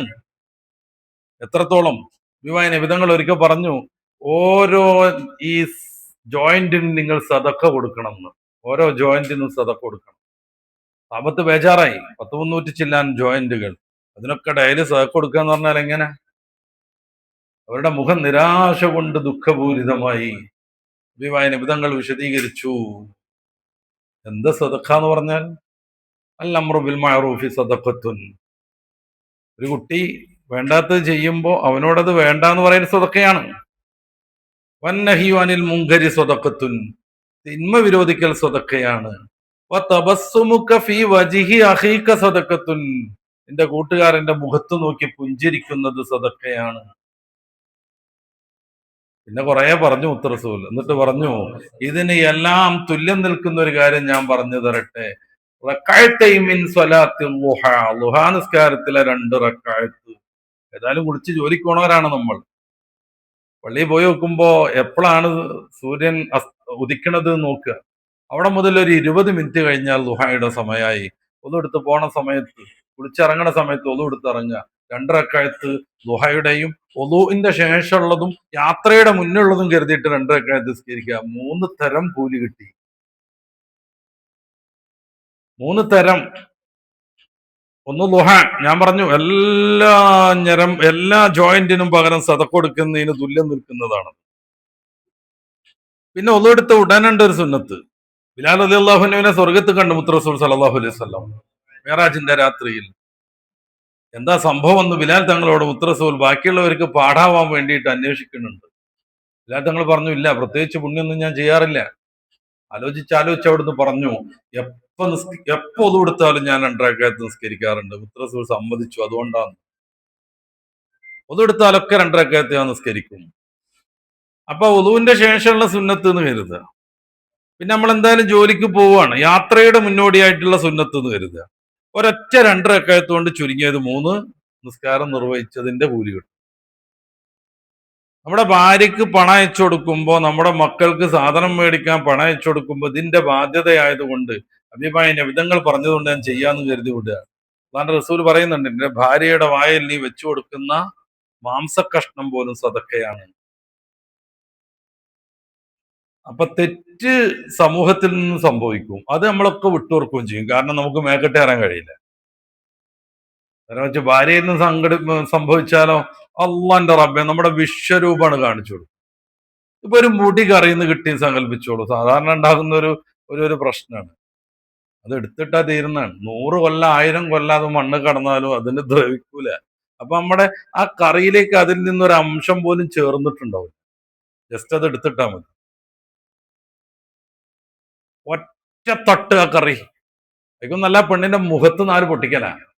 അതുവരെ കഷ്ടപ്പെട്ടുണ്ടാക്കിയ കറി എടുത്ത് തട്ടുക, പാത്രം വലിച്ചെറിയ, മുടിയിട്ടിട്ടതെന്നൊക്കെ പറഞ്ഞിട്ട് ഭയങ്കരമായിട്ട് ഇളകുക. ഒരു മനുഷ്യൻ, ആരോഗ്യമുള്ള മനുഷ്യന് ഡെയിലി 10 മുതൽ 60 വരെ മുടി കൊഴിഞ്ഞിരിക്കും. ആരോഗ്യമുള്ളവരെ കാര്യം പറയണത്, മുടി കൊഴിച്ചിലുള്ള പെണ്ണിനെ കുറിച്ചല്ല. സാധാരണ രീതിയിലുള്ള പെണ്ണിനെ കുറിച്ചോ ആണിനെ കുറിച്ചോ ഞാൻ പറയണത്. നല്ല ഇതുപോലെ കാർപ്പറ്റ് ഒന്നും അല്ലാതെ നല്ല വൃത്തിയുള്ള ടൈലൊക്കെ ഇട്ട നിങ്ങളുടെ ഓഫീസ് ഒന്ന് അടിച്ചു വരൂ, ഒന്നും ഉണ്ടാവില്ല. ജസ്റ്റ് ഒന്ന് അടിച്ചു വരും നല്ലൊരു ബ്രഷ് ഉപയോഗിച്ച്. ഇത്രക്ക് മുടി കിട്ടും. ആരോ കൊടുന്ന് തട്ടിയതൊന്നുമല്ല, ദിവസം കൊഴിഞ്ഞതാണ്. 20 മുതൽ 60 വരെ. സ്വാഭാവികമായും അതങ്ങനെ പാറിയിട്ട് കറിയിൽ ഒന്നും സങ്കല്പിക്കുക, ജസ്റ്റ് എടുത്തിട്ടാ തീർന്ന കേസേ ഉള്ളൂ. പ്രശ്നം ഉണ്ടാക്കി നമ്മുടെ മക്കളുടെ ഇടയിലൊക്കെ പെണ്ണിനെ, ഭാര്യനെ ഭയങ്കരമായി ആക്ഷേപിച്ച് സംസാരിച്ച് അങ്ങനെ അയാൾ ഇറങ്ങിപ്പോയി. സപ്പോസ് ആ പെണ്ണ് വിചാരിച്ചു ഇനി മൂപ്പർക്ക് മുടി ഇട്ടിട്ട് ചോറ് വയ്ക്കാതിരിക്കണ്ടെന്ന് കരുതിയിട്ട് മൂപ്പര് രാത്രി വന്നപ്പോഴേക്ക് തല ഫുൾ മുണ്ടനം ചെയ്തു. ഈ കുമ്പളങ്ങക്ക് കണ്ണും മൂക്കും വരച്ച പോലെ ഉണ്ട്. അങ്ങനെ ചെന്നാ പിന്നെ അതിനായിരിക്കും അടി. ഒരൊറ്റ അടിയിൽ കണ്ട പെണ്ണ് പണ്ട് പഠിച്ചതൊക്കെ ഓർമ്മ വരും. യുറാനസ്, നെപ്റ്റ്യൂണ്, ഭൂമി കറങ്ങുന്നുണ്ട്, ചന്ദ്രനുണ്ട്, ഇതൊക്കെ ഓർമ്മ വരും. അജാതി അടി. എന്താ നീ ചെയ്യാ അവള്? മുടി വീണാലും പ്രശ്നം, മുടി വീഴരുത് കരുതിയിട്ട് മുണ്ഡനം ചെയ്താലും പ്രശ്നം. പെണ്ണ് മുണ്ഡനം ചെയ്യാൻ പാടില്ല കേട്ടോ, ഹജ്ജ് കഴിഞ്ഞാൽ പോലും ഉംറ കഴിഞ്ഞാൽ പോലും. അപ്പൊ നമ്മളാണ് നേരെ നിൽക്കേണ്ടത് എന്നാണ് ഞാൻ പറഞ്ഞു വരുന്നത്. ഹബീബായ റസൂൽ തങ്ങൾ അങ്ങനെ ആയിരുന്നു. മറ്റൊരു മഹദി നൽകിയ കുറച്ച് വിഭവമായിട്ട് ആയിഷാ ബീവിക്ക് കൊണ്ടുവരാൻ റസൂൽ സല്ലല്ലാഹു അലൈഹി വസല്ലം തങ്ങൾ കൊണ്ടുവരുന്നുണ്ട്. മഹദി ഉറുമ്പ് കാട്ടിയിട്ട് തർക്കം കൂടിയപ്പോ വീണ് പാത്രം പൊട്ടി, സാധനം നശിച്ചു. എന്താ ചെയ്യേണ്ടത്? ഒരൊറ്റടിക്ക് ഇങ്ങനെ കണ്ണിൽ പൊന്നിച്ചു മാറണോ? നമ്മുടെ ഈ അവളുടെ ഈ ചെവിയൊക്കെ ഇങ്ങനെ നെയ്യപ്പത്തിന്റെ വക്കോലാവണം, അവിടെ ഇവിടെ ഇങ്ങനെ മുറിഞ്ഞു മുറിഞ്ഞ് ഒറ്റടിക്ക്. നബി തങ്ങൾ എന്ത് ചെയ്തു? കൂട്ടത്തിൽ വലിയൊരു കഷ്ണം എടുത്ത് എന്നിട്ട് ആ സാധനങ്ങൾ ഇങ്ങനെ പെറുക്കി അതിൽ വെക്കാൻ തുടങ്ങി. അതോടുകൂടെ പ്രശ്നം തീർന്നു. ഓടി വന്ന് മുത്തറസൂൽ തങ്ങളെ പിടിച്ചു മാറ്റി വെച്ചു. എന്നിട്ട് അവരെന്നെ അത് വൃത്തിയാക്കാൻ തുടങ്ങി. അത്രേ പെണ്ണുങ്ങളുടെ പ്രശ്നമുള്ളൂ. ഒരു പ്രാവശ്യം റസൂൽ സല്ലല്ലാഹു അലൈഹി വസല്ലമ തങ്ങളോട് ഉടക്കി നിന്ന സന്ദർഭത്തിൽ വാപ്പ പ്രശ്നം തീർക്കാൻ വരുന്നുണ്ട്. മഹദിയാകുന്ന ആയിഷാ ബീവിയുടെ പ്രിയപ്പെട്ട പിതാവ് അബൂബക്കർ സിദ്ദീഖ് റളിയല്ലാഹു അൻഹു. സംസാരത്തിനിടയിൽ സിദ്ദീഖ് റളിയല്ലാഹു അൻഹു കൈയൊക്കെ മടക്കിയിട്ടുണ്ട് എണീറ്റു, രണ്ട് കൊടുക്കണം എന്നുള്ള രീതിയിൽ. ഓടി വന്ന് റസൂലിന്റെ ബാക്കിൽ ഒളിച്ചു നിന്നു. തീർന്നു പ്രശ്നം. ഞങ്ങൾ ഒന്നായി, നിങ്ങൾ പോയിക്കോളി, റഫറിന്റെ ആവശ്യം ഞാൻ ഇനി റഫറിന്റെ ആവശ്യമില്ല. ഈ ഒരു സ്നേഹത്തിൽ അവരെ കൈകാര്യം ചെയ്യാൻ പറ്റുന്നുവെങ്കിൽ, അത് വിദ്യാർത്ഥികൾ അങ്ങനെ തന്നെ, മക്കളെ അങ്ങനെ തന്നെ. അടിയൊക്കെ ഒരു 4 കൊടുത്തു, 10 കേസിന്റെ അടി കൊടുത്തു സങ്കല്പിച്ചോളൂ. അതോടുകൂടി അവർക്ക് അത് ശീലമായി. ഇനി എത്രയും വേണമെങ്കിൽ ഒരു പ്രശ്നം ഓനോട് വിളിച്ചാൽ, അഷറഫിനെ വിളിച്ചാറുമ്പോ തന്നെ അങ്ങനെ ആയിരിക്കും വരിക. ഇനി എന്താട്ടാ? ചീത്ത അങ്ങോട്ട് പറഞ്ഞിട്ട് പെണ്ണിനെ അതിന്റെ ചെവിയിൽ കർണപുടത്തിലൊക്കെ താഴ്മ്പോട്ടു, നിങ്ങൾ ഈ പ്രത്യേക വേർഡ്സ് ചെന്നിട്ട്. പിന്നെ ഇനി എത്ര പറഞ്ഞിട്ട് എന്താ കാര്യം? സല്ലല്ലാഹു അലൈഹി വസല്ലമ തങ്ങളുടെ ജീവിതത്തിൽ നിന്ന് നമ്മൾ പാഠം ഉൾക്കൊള്ളണം. റസൂലുള്ളാഹി സ്വല്ലല്ലാഹു അലൈഹി വസല്ലമ തങ്ങളുടെ ബഹുഭാര്യത്വം വളരെ പ്രധാനപ്പെട്ട ഒരു ചർച്ചയാണ്. സത്യമായിട്ടും അന്നത്തെ കാലം എത്രയും കല്യാണം കഴിക്കാമായിരുന്നു. അതാണ് അന്നത്തെ സാമൂഹിക സാഹചര്യം. കാര്യം 100 വർഷം മുന്നേ ഉള്ള യുദ്ധമൊക്കെ ഉണ്ടാവും, തുടർന്നങ്ങനെ വരും. എന്തിനാന്നറിയില്ല, പുതുതലമുറയിലെ യോദ്ധാക്കൾക്ക് അറിയില്ല എന്തിനാ ഇപ്പൊ യുദ്ധം എന്ന്. പണ്ടങ്ങാണ്ടൊരു കാലത്ത് അതിൽപ്പെട്ട ഒരാളുടെ ഒട്ടകം മറ്റൊരു ഗോത്രത്തിന്റെ ഈന്തപ്പന കടിച്ച കേസായിരിക്കും, അന്ന് തുടങ്ങിയ യുദ്ധമായിരിക്കും. അങ്ങനെ തുടർന്നു പോവല്ലേ. സ്വാഭാവികമായി യുദ്ധത്തിൽ മരണപ്പെടുക ആണുങ്ങളാണ്, വിധവകൾ കൂടും. അപ്പൊ 1, 2, 3 ഒക്കെ കല്യാണം അന്ന് സ്വാഭാവികമായിരുന്നു. അബൂജഹലിന് 30 ഭാര്യമാരുണ്ടായിരുന്നു, ഡെയിലി വെച്ച് 1 മാസത്തിൽ. ആലോചിച്ച് നോക്കൂ. ഉമർ റളിയല്ലാഹു അൻഹു 9 ഭാര്യമാരുണ്ടായിരുന്നു. കുറെ ഭാര്യമാരുണ്ടായിരുന്നു. ബൈബിളിലെ ദാവൂദിനൊക്കെ 100 ഭാര്യമാരുണ്ട്. ഇത്ര ഭാര്യമാര് വെച്ചു പുലർത്തൽ ഒരു പ്രശ്നമില്ലാത്ത കാലത്താണ് ഹബീബായ റസൂൽ സല്ലല്ലാഹു അലൈഹി വസല്ലം തങ്ങൾ ജീവിതം. അതുകൊണ്ടാണ് അവിടുത്തെ കുറിച്ച് എന്തൊക്കെ ആരോപണം ശത്രുക്കൾ പറഞ്ഞിട്ടും ഇദ്ദേഹം 9 ഭാര്യ എന്ന് ആരും കുറ്റം പറഞ്ഞിട്ടില്ലല്ലോ. റസൂലിനെ പറ്റി എന്തൊക്കെ പറഞ്ഞു, ഒന്നും പറയാനില്ലാഞ്ഞിട്ട്. മാലി ഹാദർ റസൂൽ യഅ്കുലു ത്വഅമ യംശി ഫിൽ അസ്വാഖ്. 25-ാം അധ്യായം അൽ ഫുർഖാനിന്റെ 6-ാമത്തെ വേർഡ് പരിശോധിച്ചു. ഇത് എന്തൊരു നബി, അങ്ങാടിക്കിടി നടക്കുക, ഭക്ഷണം കഴിക്കുക എന്നൊക്കെ ആരോപിച്ചു. അതിന്റെ 16-17-ാമത്തെ വാക്യത്തിൽ അള്ളാഹുവിന് മറുപടി പറയുന്നുണ്ട്. മുമ്പ് വന്ന നബിമാരൊക്കെ ഭക്ഷണം കഴിച്ചിട്ടുണ്ട്, ദൈവത്തിന്റെ ആവശ്യാർത്ഥം അങ്ങാടി പോയിട്ടുണ്ട്, എല്ലായിടത്തും പോയിട്ടുണ്ട്. അത്ര വരെ ആരോപണം ഉന്നയിച്ചിട്ടും എന്തപ്പയാളെ കഥ, കുറെ പെണ്ണുങ്ങൾ എന്ന് പറഞ്ഞോ? ഇല്ല. പിന്നെ ക്രമാതീതമായി പെണ്ണുകെട്ടൽ വരികയും സ്ത്രീകൾക്ക് വലിയ ബുദ്ധിമുട്ട് വരികയും ചെയ്തപ്പോ പരിശുദ്ധ ഇസ്ലാം അത് നിയന്ത്രിച്ചു. ഇനി 4 മാത്രം. ഉമർ റളിയല്ലാഹു അൻഹു 5 ആളെ തലാഖ് വേറെ ആൾ കെട്ടിച്ചു കൊടുത്തു. അന്ന് അങ്ങനെ ഉണ്ടായിരുന്നു കേട്ടോ. വിധവാ വിവാഹത്തിന് ഒരു തകരാറുമില്ലായിരുന്നു അന്ന്. എല്ലാവരും അതിന് മറ്റേ കന്യകാ വിവാഹം പോലെ തന്നെ പ്രാധാന്യം കൊടുത്തൊരു കാലമായിരുന്നു. അത്തിക്ക ബീവിനൊക്കെ അറിയാലോ, എത്ര ആളെ കല്യാണം കഴിച്ചത്. അവസാനം അവര് പറഞ്ഞു, ഇനി ഞാൻ ഒരാളെയും കെട്ടണില്ല, കാര്യം എന്നെ കെട്ടിയവരൊക്കെ ഭരിക്കുകയാണെന്ന്. 1-ാമത്തെ കെട്ടി, 2-ാമത്തെ കെട്ടി, 3-ാമത്തായിട്ട് ഉമർ റളിയല്ലാഹു അൻഹു കല്യാണം കഴിച്ചു. ഉമർ റളിയല്ലാഹു അൻഹു മരിച്ചപ്പോ സുബൈർ ബിൻ അവ്വാം റളിയല്ലാഹു അൻഹു കല്യാണം കഴിച്ചു. മൂപ്പരാളും മരിച്ചപ്പോ അത്തിക്ക ബീവി പറഞ്ഞു, ഇനി ആരായിട്ടും കല്യാണം കഴിക്കണില്ല, അവരെന്നെ കെട്ടിയാലൊക്കെ മരിക്കുകയാണ്. പണ്ട് INL പ്രസിഡന്റ് ആയാലും അങ്ങനെയായിരുന്നു, ഓല അങ്ങനെ മരിക്കും. 1 മാസം 2 മാസം അങ്ങനെ മരിച്ചു. പണ്ടൊരു സീസണിൽ അങ്ങനെ ഉണ്ടായി നമ്മുടെ നാട്ടിൽ. അപ്പൊ അവര് പറഞ്ഞു, ഇനി ഞാൻ കല്യാണത്തിന് തയ്യാറല്ല, കാര്യം ഇന്നെ കെട്ടിയാലൊക്കെ മരിക്കുകയാണ്. അപ്പൊ വിധവ വിവാഹവും അന്ന് സുലഭമായി നടന്നിരുന്നു. ഉമർ റളിയല്ലാഹു അൻഹു 5 പേരെ ത്വലാഖ് ചൊല്ലി അവരെ കല്യാണം മറ്റൊരാൾക്ക് കഴിക്കാൻ സംവിധാനം ഏർപ്പെടുത്തുന്നു. അങ്ങനെ എല്ലാ സഹാബി വര്യന്മാരും നാലിനപ്പുറമുള്ളവരോ ഒക്കെ ത്വലാഖ് ചൊല്ലി അവർക്ക് വേറെ സ്വതന്ത്രമായി കല്യാണം കഴിക്കാനുള്ള സംവിധാനം ഏർപ്പെടുത്തി. ഹബീബായ റസൂൽ സല്ലല്ലാഹു അലൈഹി വസല്ലമ തങ്ങൾക്ക് 9 ഭാര്യമാർ മരിക്കുമ്പോഴുണ്ട്, 12 ഭാര്യമാർ വരെ ഉണ്ടായിട്ടുണ്ടായിരുന്നു. അൻതിസ് നിസ്വത്തിൻ വഫാത്തുൽ മുസ്തഫ ഖുയ്യർന ഫഖ്തർന നബിയൽ മുസ്തഫ. 9 ഭാര്യമാരുണ്ടായിരുന്നു മഹാനായ റസൂൽ സല്ലല്ലാഹു അലൈഹി വസല്ലമ തങ്ങൾക്ക്. അൻതിസ് നിസ്വത്തിൻ വഫാത്തുൽ മുസ്തഫ ഖുയ്യർന, വേണമെങ്കിൽ നിങ്ങൾക്ക് വിവാഹമോചനം നടത്തി പോകാം, അല്ലെങ്കിൽ റസൂലിനോടൊപ്പം തുടരാം എന്നവർക്ക് സ്വാതന്ത്ര്യം നൽകി. ഫഖ്തർന നബിയൽ മുസ്തഫ, അവർ ശ്രേഷ്ഠരാം റസൂലിനെ പിന്തുണച്ചു, റസൂലിനോടൊപ്പം തെരഞ്ഞെടുത്തു, റസൂലിന്റെ ഒപ്പം കൂടി നിന്നവർ. അപ്പൊ റസൂലുള്ളാഹി സ്വല്ലല്ലാഹു അലൈഹി വസല്ലമ തങ്ങൾ 4 ഭാര്യമാരെ വെച്ച് ബാക്കിയുള്ള 5 പേരെ ഒഴിവാക്കുക എന്നുള്ള ഒരു സാധ്യത അവിടെ ഉണ്ട്. എന്തുകൊണ്ട് നബി അത് ചെയ്തില്ല എന്നുള്ളൊരു പ്രശ്നമുണ്ട്. സല്ലല്ലാഹു അലൈഹി വസല്ലമ തങ്ങൾ ചെയ്താൽ കുറെ പ്രശ്നങ്ങൾ ഉണ്ടാകുമായിരുന്നു. ഒന്ന്, ഈ 5 പേരെയും പിന്നെ ആർക്കും കല്യാണം കഴിക്കാൻ പറ്റൂല, അവര് ഉമ്മമാരാകുന്നു. വസ്വാജുഹു ഉമ്മഹാത്തുഹും, നബിയുടെ ഭാര്യമാർ ഈ ഉമ്മത്തിന്റെ ഉമ്മമാരാണ്. ആയിഷ ബി റളിയല്ലാഹു അൻഹ അബൂബക്കർ സിദ്ദീഖ് തങ്ങൾ ബഹുമാനിക്കണം. എന്റെ മോളാന്ന് പറഞ്ഞിട്ട് കാര്യമല്ല. അബൂബക്കർ സിദ്ദീഖ് തങ്ങൾ അടങ്ങുന്ന ഇസ്ലാമിക ഉമ്മത്തിന്റെ ഉമ്മമാരിൽപ്പെട്ട ആളാണ് ആയിഷ ബി. ഹഫ്സ ബീവിയെ ഉമർ റളിയല്ലാഹു അൻഹു ബഹുമാനിച്ചിരിക്കണം. എന്റെ മോളാ പറഞ്ഞിട്ട് കാര്യമില്ല, എന്റെ മോളാണ് ശരി തന്നെ, പക്ഷെ ഹബീബായ നബി തങ്ങളുടെ ഭാര്യയാണ്, അതുകൊണ്ട് ബഹുമാനിച്ചിരിക്കണം. അപ്പൊ ഉമ്മമാരെ കല്യാണം കഴിക്കാൻ പറ്റാത്തത് കൊണ്ട് ഈ 5 പേരും അകാല വൈധവ്യം സ്വീകരിക്കേണ്ടി വരും. ഒന്ന്, നേരെ ഉമർ റളിയല്ലാഹുവിന്റെ 9 5 പേരെ തലാഖ് ചൊല്ലിയാൽ 5 പേർക്ക് വേറെ ആൾക്ക് കല്യാണം കഴിക്കാൻ പറ്റും. രണ്ടാമത്തെ ഒരു വിഷയം, ഇവരൊന്നും കല്യാണത്തിന് സന്നദ്ധരായത് പലപ്പോഴും ഈ ആരോപിക്കപ്പെടുന്നത് പോലെ ഹബീബായ റസൂൽ സല്ലല്ലാഹു അലൈഹി വസല്ലമ തങ്ങൾക്ക് ലൈംഗികമായി അമിതമായി എന്തോ ആസക്തി ഉള്ളതുകൊണ്ടല്ല. റസൂലിന്റെ ജീവിതത്തിലേക്ക് രാഷ്ട്രീയപരമായ കാര്യങ്ങൾക്ക് വേണ്ടി കടന്നു വന്നവരുണ്ട്. റംല ബീവി റളിയല്ലാഹു അൻഹ ഉദാഹരണം.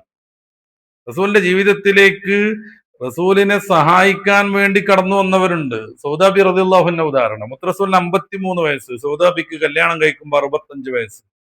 ഏത് സുമുഖിയും ഏത് സുന്ദരിയും ഏത് കന്യകയും ഹബീബായ നബിതങ്ങൾ ക്ഷണിച്ചാൽ അന്വേഷിച്ചാൽ കല്യാണത്തിന് തയ്യാറാകും വിധം വിശുദ്ധനും ഉന്നത കുലജാതനും സുന്ദരനും ഒക്കെയായ റസൂൽ തങ്ങൾ രണ്ടാമത്തെ കല്യാണം കഴിക്കുന്നത് 65 വയസ്സുള്ള വൃദ്ധയാകുന്ന അസ്മാ ബി റളിയല്ലാഹു അൻഹയാണ്, സൗദാ ബി റളിയല്ലാഹു അൻഹയാണ്.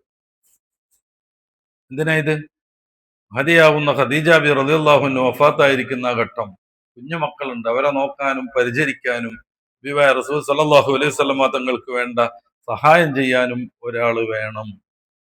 65 വയസ്സുള്ള ഒരു ഉമ്മാമയിൽ നിന്ന് എന്ത് സ്ത്രീലമ്പടത്താണ് ഒരു മനുഷ്യനെ ആഗ്രഹിക്കാൻ കഴിയുക? നമ്മൾ ആലോചിക്കാലോ, നമ്മൾ വെറുതെ ആലോചിച്ച് നോക്കൂ. 65 വയസ്സുള്ള ഒരു ഉമ്മാമയിൽ നിന്ന്, അത് ആരെയും കിട്ടായിട്ട് ആ ഉമ്മാമനോടൊപ്പം കൂടുകയാണെങ്കിൽ തിരക്കടില്ലേ? റസൂൽ തങ്ങൾ ഈ ദൈവത്തുനിന്ന് മാറുകയാണെങ്കിൽ ലോകത്തെ ഏറ്റവും വലിയ സുന്ദരികൾ എത്ര വേണമെങ്കിലും കൊണ്ടുതരാമെന്ന് ശത്രുക്കൾ വാഗ്ദാനം ചെയ്തിരിക്കുന്ന സന്ദർഭം. റസൂൽ നിങ്ങൾക്ക് എന്തിനാ 65 വയസ്സുള്ള സൗദാബിനെ കെട്ടേണ്ട കാര്യം എന്താണ്? പലതും സ്ത്രീകളോട് അവരുടെ സ്ഥാനത്തിന് നിലകൊള്ളണം എന്ന രീതിക്ക് കല്യാണം നടന്നത്. ഇതൊക്കെ എപ്പോഴാണ്? എത്രയും കല്യാണം കഴിക്കുക എന്നുള്ള വിരോധനം വരാത്തതിന്റെ മുമ്പ്. അതിനുശേഷം ഹബീബ റസൂൽ ഒരു കല്യാണവും നടത്തിയില്ല. ഉമ്മത്തിനോട് 4 പറ്റുള്ളൂ എന്നുള്ള നിയമം വന്നതിന് ശേഷം ഹബീബായ റസൂൽ സല്ലല്ലാഹു അലൈഹി വസല്ലമ തങ്ങൾ ഒരു കല്യാണം പോലും നടത്തിയില്ല, നടത്താൻ പാടില്ലെന്ന് അള്ളാഹു തീരുമാനിക്കുകയും ചെയ്തു. ഇപ്പോ സഫിയ ബി റളിയല്ലാഹു അൻഹ, ഞാൻ നേരത്തെ പറഞ്ഞു, ഉന്നത കുലജാതയാണ്. അവര് ഖൈബറിലെ രാജാവിന്റെ പുത്രിയാണ്, അവിടുത്തെ യുവരാജാവിന്റെ ഭാര്യയാണ്, എല്ലാ അർത്ഥത്തിലും ഉന്നത ശ്രേണിയിലുള്ളവരാണ്. ഖൈബർ യുദ്ധാനന്തരം ദഹിയത്തുൽ കലബി എന്ന് പറയുന്ന സഹാബികളിൽ ഉന്നത രീതിയിലൊന്നും അല്ലാത്ത താഴേക്കിടയിലുള്ള ഒരു സഹാബി വര്യൻ. അപ്പോഴേക്കും മോശാന്ന് വിചാരിക്കരുത്. സഹാബി അല്ലാത്ത ഏറ്റവും വലിയ ശ്രേഷ്ഠൻ സഹാബികളുടെ കൂട്ടത്തിൽ ഏറ്റവും താഴെയുള്ള ആളുകളോട് പോലും ഈക്വൽ ആവില്ല. അള്ളാന്റെ റസൂലിനോടൊപ്പം നടന്നു എന്നുള്ളതാണ് അതിന്റെ ഗുണം. മനസ്സിലായല്ലോ? വൈദ്യ ഷേഖ് ഭയങ്കര സംഭവമാണ്, റിഫായ് ഷേഖ് വളരെ സംഭവമാണ്, ഷാഫി ഇമാം റളിയല്ലാഹു അൻഹു വിജ്ഞാനത്തിന്റെ മഹാസാഗരാണ്, ഒക്കെ റെഡിയാണ്.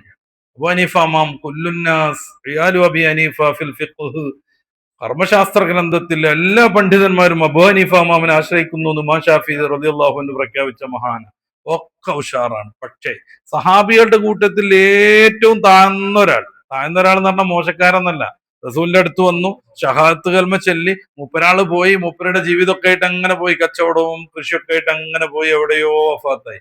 ഇന്ന് റസൂലിന്റെ സദസ്സിലേക്ക് വന്നില്ല, റസൂലിനെ പിന്നൊരിക്കലും കണ്ടിട്ടില്ല. അങ്ങനത്തെ ഒരു സഹാബി വര്യൻ, ഇൽമു കൊണ്ട് മഹാവിപ്ലവം സൃഷ്ടിച്ച ഇമാമുന ഷാഫി തങ്ങൾ രണ്ടുപേരെ ഒന്ന് തുലനം ചെയ്തിട്ടുണ്ടെങ്കിൽ സഹാബി വര്യൻ ഷാഫി ഇമാമിനേക്കാൾ എത്രയോ ശ്രേഷ്ഠനാണെന്ന് ഈ ഉമ്മത്ത് തീരുമാനിക്കുന്നു. അങ്ങനെയാണ് പ്രമാണം. നമ്മുടെ നാട്ടിലൊക്കെ ഉണ്ട് ചില CH മുസ്തഫ എന്നൊക്കെ പറയുന്ന ഒരു മുടിയാനൊക്കെ. ഇവിടുന്ന് വരെ ഇന്ന് വരെ എനിക്ക് ഒരാൾ അയാളുടെ ഒരു ക്ലിപ്പ് അയച്ചു തന്നിട്ടുണ്ട്. ഞാന് ഏതോ ഒരു സാഹസില് സൂചിപ്പിച്ചിട്ടുണ്ടായിരുന്നു, നമ്മള് ഈ മറ്റൊരാളെ കുറിച്ചുള്ള മറ്റൊരു ടീമിന്റെ പ്രസംഗവും കേൾക്കാനേ പാടില്ല. അത് 100% നിങ്ങൾ ഏറ്റെടുക്കണം. ഒരു വിദഗ്ധന്റെ പ്രസംഗവും കേൾക്കൂല, ഒരു മൗലവിന്റെ വാഴന്നും കേൾക്കൂല, ഒരു യുക്തിവാദിന്റെ പ്രസംഗവും സംവാദവും കേൾക്കൂല, ഒരു CH മുസ്തഫന്റെ ഒരറഫ് കേൾക്കൂല. ദീനിന്റെ കാവലിനും ഈമാനിന്റെ സുരക്ഷിതത്വത്തിനും ആ ഒരു തീരുമാനം ഈ സാസിൽ വെച്ച് എല്ലാവരും എടുക്കണം. ഞാൻ ഉമർ റളിയല്ലാഹു അൻഹു തോറാത്ത് വായിച്ച കഥ പറഞ്ഞിട്ടുണ്ടായിരുന്നു, ഞാൻ ആവർത്തിക്കണില്ല, കുറച്ചാളെങ്കിലും അത് കേട്ടിട്ടുണ്ടോ. നമ്മൾ കേൾക്കാത്ത തന്നെ പറയാൻ ധാരാളം ഉണ്ട് ഈ വിഷയത്തിൽ. അതുകൊണ്ടാണ് ഇന്ന് പോലെ ഒരാൾ എനിക്ക് വിട്ടു തന്നിട്ടുണ്ട് CH മുസ്തഫയുടെ ഒരു പ്രസംഗം, ഇതിനെന്താ മറുപടി പറയാമെന്നും പറഞ്ഞു. അവരൊക്കെ ചെയ്യുന്നത് ഈ ഷിയ പുസ്തകങ്ങൾ വായിച്ച് പുതിയത് എന്നുള്ള രീതിയിൽ കുറെ സംഗതി കേരളത്തിൽ ഇങ്ങനെ അവതരിപ്പിച്ചുകൊണ്ടിരിക്കുക. ഇത് കേൾക്കുന്ന ഒരു ചെറുപ്പക്കാരൻ ഇത് കൊള്ളാലോ, ഇത് ഉസ്താദുമാരൊക്കെ മൂടി വെച്ചല്ലോ, അത് കൊള്ളാന്നും പറഞ്ഞ അതിന്റെ പിറകെ പോവാണ്. ഉസ്താദുമാര് മൂടി വെച്ചല്ല, പഠിക്കൽ ആവശ്യമായതൊക്കെ ഉസ്താദുമാര് പഠിപ്പിച്ചിട്ടുണ്ട്. പിന്നെ അതിനേക്കാൾ ഡീപ്പായ കുറെ സംഗതി ഓതാനൊക്കെ പോണ മൊലിയറിട്ടികളുടെ വലിയ ക്ലാസ്സിലൊക്കെ അത് പറയാറുണ്ട്. ഞാൻ ഷർലക്കായത് ഓതി കൊടുക്കാറുണ്ട്. ആ കാര്യങ്ങളൊക്കെ ഞാൻ ചർച്ച ചെയ്യാറുണ്ട്. ഞാൻ ഇഹ്യാഉലുദ്ദീൻ ഓതി കൊടുക്കാറുണ്ട് മർക്കസിൽ. ഇഹ്യാഉദ്ദീനിന്റെ തസവുഫിനേക്കാൾ ഞാൻ പ്രാധാന്യം കൊടുക്കൽ ഇത്തരം സംഗതികൾക്കാണ്. അങ്ങനെ ഉസ്താദുമാര് പഠിപ്പിക്കാൻ അതിന് യോഗ്യതയുള്ള ആളുകൾക്ക് പറഞ്ഞു കൊടുക്കുന്നുണ്ട്. ഉസ്താദുമാര് മൂടി വെച്ചിട്ടൊന്നുമില്ല. എന്താ CH മുസ്തഫ കാണിക്കുന്നത്? മഹാനായ അബൂ സുഫിയാൻ റളിയല്ലാഹു അൻഹുവിനെ ഭയങ്കരമായ ഇസ്ലാമിന്റെ ശത്രുവായിട്ട് പറയാം. ആദ്യഘട്ടത്തിൽ അങ്ങനെ തന്നെ ആയിരുന്നു കേട്ടോ.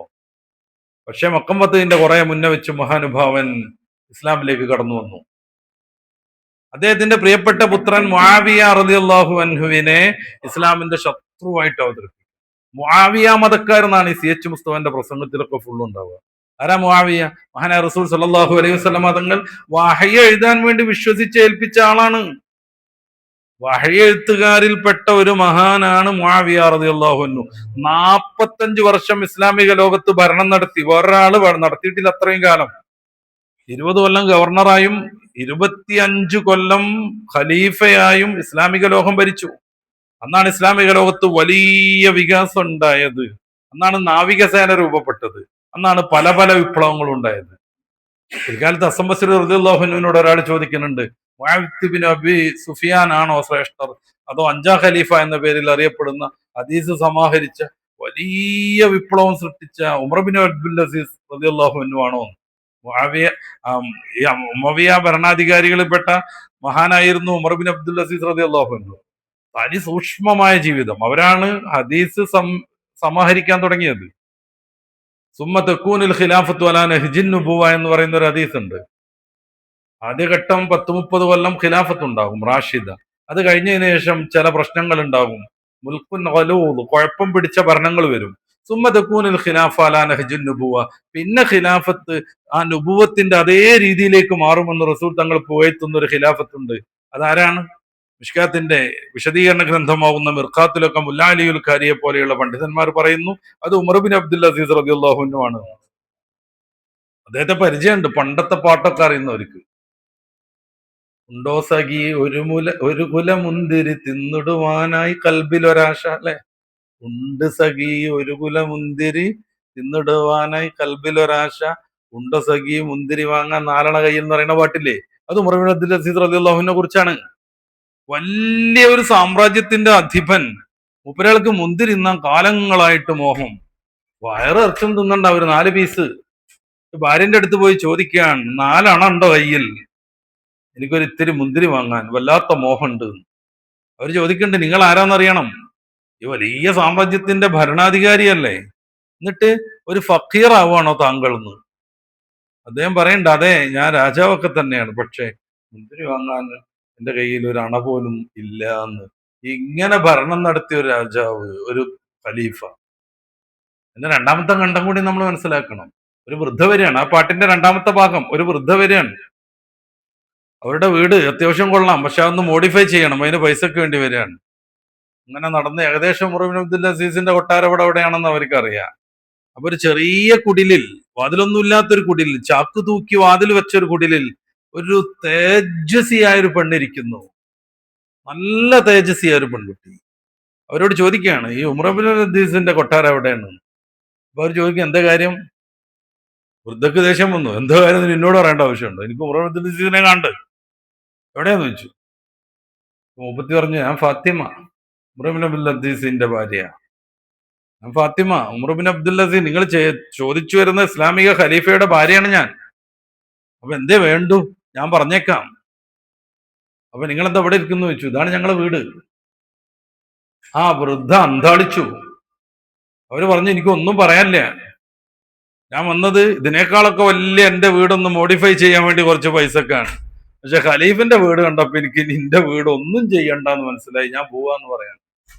ഇത്ര സൂക്ഷ്മമായി ഭരണം നടത്തിയ ഉമർ ബിൻ അബ്ദുൽ അസീസ് റളിയല്ലാഹു അൻഹുവിനെ മുന്നിൽ വെച്ചിട്ട് ഹസൻ ബസ്രി തങ്ങളോട് ഒരാൾ ചോദിക്കുകയാണ്, ഉമർ ബിൻ അബ്ദുൽ അസീസ് റളിയല്ലാഹു അൻഹു ആണോ ശ്രേഷ്ഠൻ, അതോ മുആവിയത്ത് ബിൻ അബീ സുഫിയാൻ ആണോ?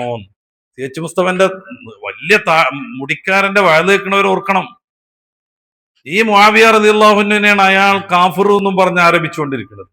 മുആവിയ റളിയല്ലാഹു അൻഹു മാത്രമൊന്നുമല്ല, ഉമർ റളിയല്ലാഹു അൻഹു ആണ് ഫാത്തിമ ബീവിനെ തീ കൊടുത്ത് കൊന്നത് എന്നൊക്കെ ഇയാൾ പുതിയ കഥ ഉണ്ടാക്കുന്നുണ്ട്.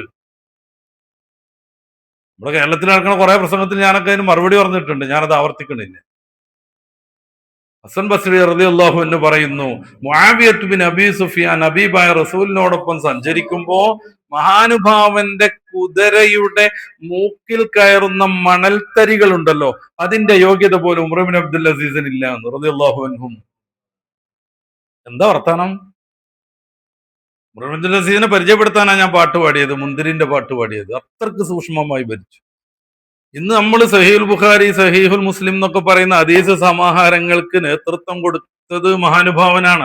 അത് ക്രോഡീകരിക്കാൻ, അങ്ങനെ ഇസ്ലാമിക ലോകത്ത് വിശുദ്ധിയുടെ പര്യായമായി ഭരണം നടത്തിയ ഉമർ ബിൻ അബ്ദുൽ അസീസ് തങ്ങളെ കുറിച്ച് ചോദിക്കുക, അദ്ദേഹമാണോ അതോ മുആവിയത്തു ബിൻ അബീ സുഫിയാൻ ആണോ ശ്രേഷ്ഠർ എന്ന്? ഹസൻ ബസ്രി തങ്ങൾ പറയണത്, മുആവിയത്തു ബിൻ അബീ സുഫിയാൻ തങ്ങളുടെ കുതിരയുടെ മൂക്കിലേക്ക് പൊടിയടിച്ച് കയറുന്ന മണൽത്തരികളുടെ യോഗ്യത പോലും ഉമർ ബിൻ അബ്ദുൽ അസീസ് റളിയല്ലാഹു അൻഹുവിന് ഇല്ല എന്ന്. ഇത്ര വലിയ മഹാന്മാരെയാണ് കേരളത്തിലൊക്കെ ഇട്ട് തട്ടിക്കളിക്കണത്. എന്നെ കേൾക്കുന്ന പ്രിയപ്പെട്ട സഹോദരന്മാരെ, ഇജാതി ഒരൊറ്റയാളുടെ 1/2 മിനിറ്റ് പ്രസംഗം പോലും ആരും കേൾക്കരുത്. ഇവിടെ ഈമാൻ പോയി പോകും, അതാണ് പ്രശ്നം.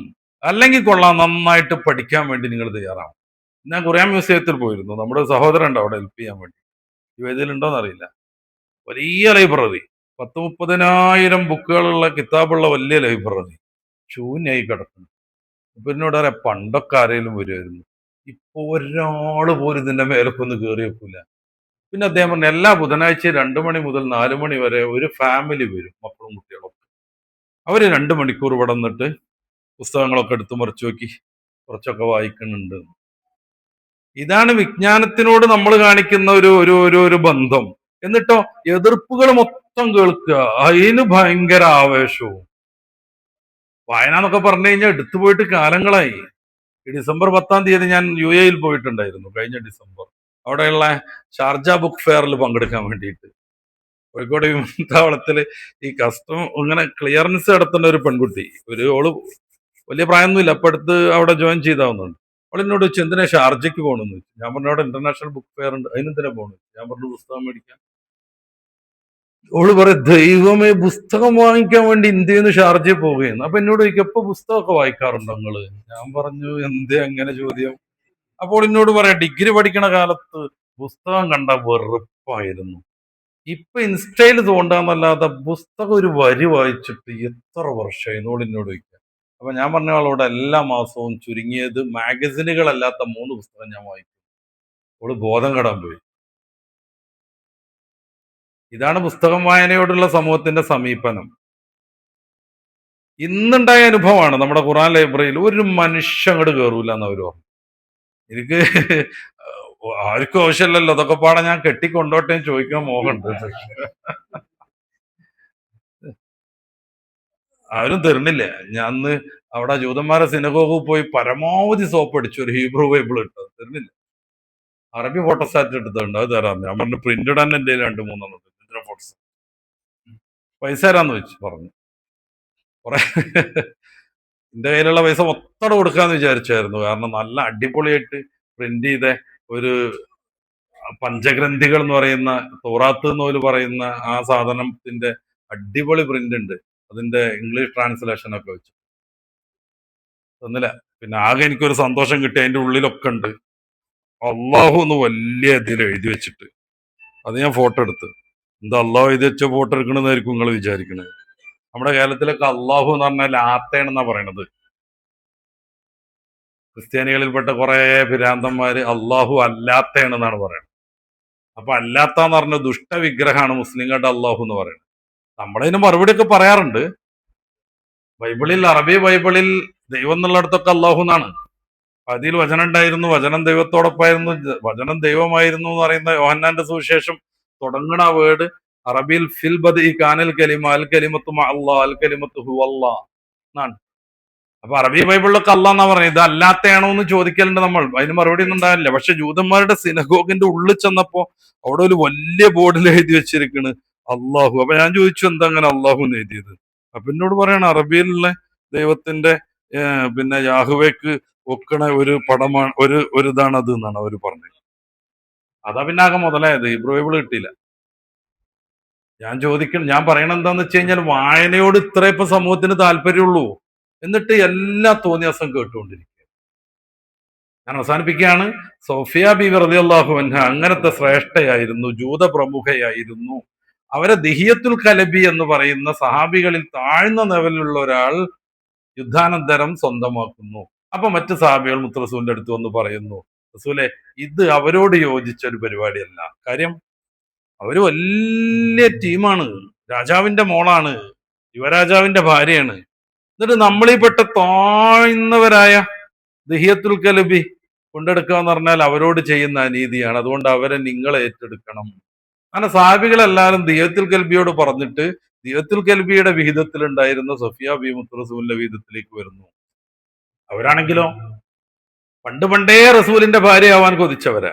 അവരുടെ ഈ സൈഡിൽ ഉണ്ടായിരുന്ന ഒരു അടയാളം, ഭർത്താവ് അടിച്ചിട്ട്, രണ്ടാം ഭർത്താവ് എന്തിനാണ് കല്യാണം കഴിച്ച അന്നത്തെ രാത്രി മഹദി ഒരു സ്വപ്നം കണ്ടു. പൂർണ്ണചന്ദ്രൻ ഇറങ്ങി വന്ന് അവരുടെ മടിയിലിരിക്കുന്നു, അവർ ലാളിച്ചുകൊണ്ടിരിക്കുന്നു.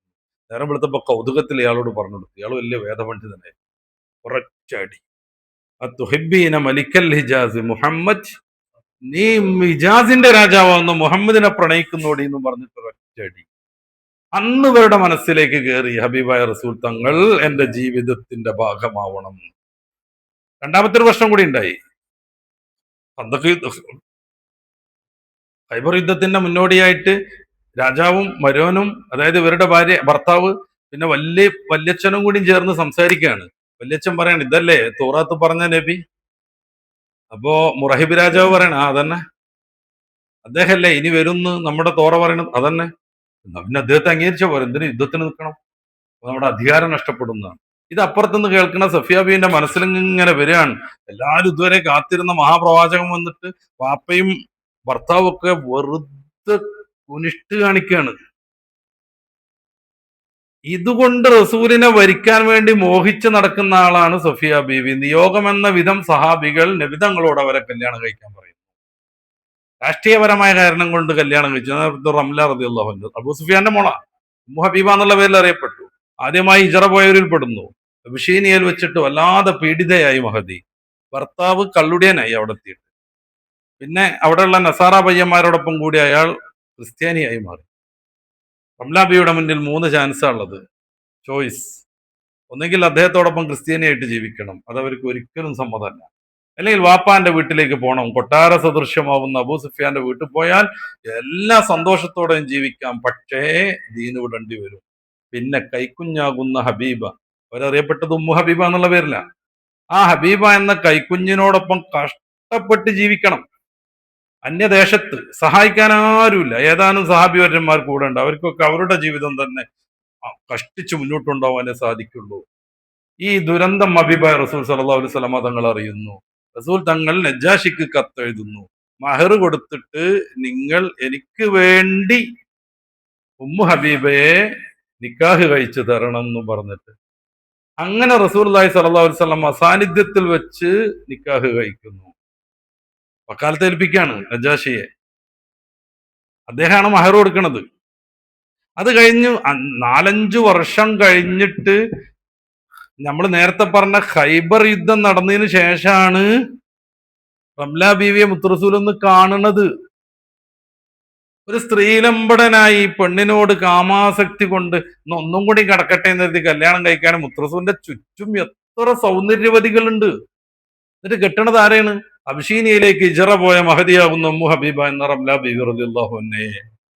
അതോടുകൂടെ റംല ബീവിയുടെ ജീവിതം സന്തോഷത്തിലായി. കാര്യം അവർക്കില്ലെങ്കിൽ പോലും അവർ പിന്നെ റംല ബീവിയെ സഹായിക്കും. കാരണം അവരുടെ ഉമ്മയാണ്.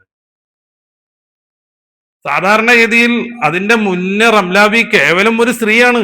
അവർക്ക് അവരുടെ ജീവിതം തന്നെ വളരെ കൂട്ടിമുട്ടിക്കാൻ പ്രയാസമായിരുന്നു. ആ സമയത്ത് റംല ബീവിയെ കൂടെ സംരക്ഷിക്കാൻ അവർക്ക് കഴിയൂലായിരുന്നു. പക്ഷെ റസൂലുള്ളാഹി കല്യാണം കഴിക്കുന്നതോടുകൂടി അവരുടെ ഉമ്മയായി മാറി. അതുകൊണ്ട് അവരൊക്കെ റംല ബീവിയെ സഹായിക്കാൻ മുന്നോട്ട് വന്നു. ഒന്ന്. രണ്ടാമതായി അബൂ സുഫിയാൻ റളിയല്ലാഹു അൻഹു റംല ബീവിയെ മുത്തുറസൂൽ കല്യാണം കഴിച്ചതിന് ശേഷം തീവ്രതയും എതിർപ്പും പറ്റേ കുറച്ചു. കാര്യം റസൂലുള്ളാഹി സ്വല്ലല്ലാഹു അലൈഹി വസല്ലം തങ്ങൾ മരുവനാണ്. കണ്ണൂരിലുള്ളവർക്കൊക്കെ പുയ്യാപ്പിളന്റെ പോരിശ അറിയും. മൂപ്പരില്ലെങ്കിൽ ഒന്നും നടക്കൂല. മൂപ്പര് ചൊടിച്ചാൽ നിക്കാഹ് വരെ മുടങ്ങും. പുയ്യാപ്പിളന്റെ പോരിശ അറിയില്ലേ? ആ പുയ്യാപ്പിളയായി ആര്? റസൂലുള്ളാഹി സ്വല്ലല്ലാഹു അലൈഹി വസല്ലം തങ്ങൾ. പിന്നെ അബൂ സുഫിയാൻ ഇസ്ലാമിനെതിരെ വാളെടുത്തില്ല. അതാ രാഷ്ട്രീയപരമായി വലിയൊരു വിജയമായി മാറി. അവിടുന്ന് ഇസ്ലാമിനെ കുറിച്ച് പഠിക്കാൻ തുടങ്ങി. അതാ മക്കമ്പത്തിന്റെ മുന്നേ ഇസ്ലാമിലേക്ക് വന്നത്. അതിന് നിമിത്തമായത് റംല ബീവിനെ മുത്തുറസൂൽ കല്യാണം കഴിച്ചതാ. വർഷങ്ങൾക്ക് ശേഷമാണ് റംല ബീവിനെ മുത്തുറസൂൽ കാണുന്നത്. ജാഫർ ബിൻ അബി ത്വാലിബ് ഒക്കെ വന്നു ഖൈബർ യുദ്ധത്തിന് ശേഷം. ഹബീബായ റസൂൽ തങ്ങൾ പറഞ്ഞു, 2 സന്തോഷം എന്നെ വല്ലാതെ ഫീൽ ചെയ്യുന്നു. ഒന്ന് ഖൈബറിന്റെ വിജയം, ഒന്ന് ജാഫറിന്റെ ആഗമം. ഏതാണ് കൂടുതൽ സന്തോഷം എന്ന് എനിക്കൊരു കൺഫ്യൂഷൻ ആവുകയാണ്. ഖൈബർ വിജയിച്ചു എന്നുള്ളൊരു വലിയ സന്തോഷം, ജാഫർ റളിയല്ലാഹു അൻഹു വന്നു എന്നുള്ള രണ്ടാമത്തെ സന്തോഷം. ഇതിൽ ഏതാണ് കൂടുതൽ സന്തോഷം എന്ന് എനിക്ക് വല്ലാത്തൊരു ഇത് വരികയാണ്. ഇങ്ങനെ സാമൂഹികമായും രാഷ്ട്രീയമായും ദീനിന്റെ ദഅവത്തിന്റെ ഫലമായും, അതാ ഞാൻ ഇന്നലെ ആയിഷ ബീവിനെ കുറിച്ച് പറഞ്ഞത്, കുറെ ആൾ കേട്ടിട്ടുണ്ടാവും, ആണ് റസൂൽ സല്ലല്ലാഹു അലൈഹി വസല്ലമ തങ്ങളുടെ വ്യത്യസ്തങ്ങളായ വിവാഹങ്ങൾ നടന്നത്. എന്നാൽ അവരൊക്കെ തീർത്തിട്ട് 4 വെക്കായിരുന്നു. പക്ഷേ അപ്പൊ ഉണ്ടാകുന്ന ഒരു സാമൂഹിക പ്രശ്നം, റസൂലിന്റെ ഭാര്യമാരായി ജീവിച്ച് ഭാര്യമാരെയും മരിക്കണം എന്നാണ് അവരിൽ മിക്ക പേരും മോഹിച്ചത്. അങ്ങനെ വരുമ്പോ അവർക്ക് ദുന്യാവിന്റെ കാര്യത്തിലും ആഖിറത്തിന്റെ കാര്യത്തിലും ഒക്കെ വലിയ സന്തോഷം ഉണ്ടാവും. ആ സന്തോഷം അവരിൽ നിന്ന് അപഹരിക്കലാണ് ത്വലാഖ് ചെല്ലുക എന്ന് പറഞ്ഞത്. ഇൻഷാ അല്ലാഹ് എപ്പോഴും പറയലുണ്ട്, കേൾക്കാത്തവരുള്ളതുകൊണ്ടാണ് ഞാൻ ഓർമ്മപ്പെടുത്തുന്നത്. നല്ല പൈസ ഇടുക എല്ലാവരും, നല്ല പൈസ ഇടുക എല്ലാവരും ഇൻഷാ അല്ലാഹ്.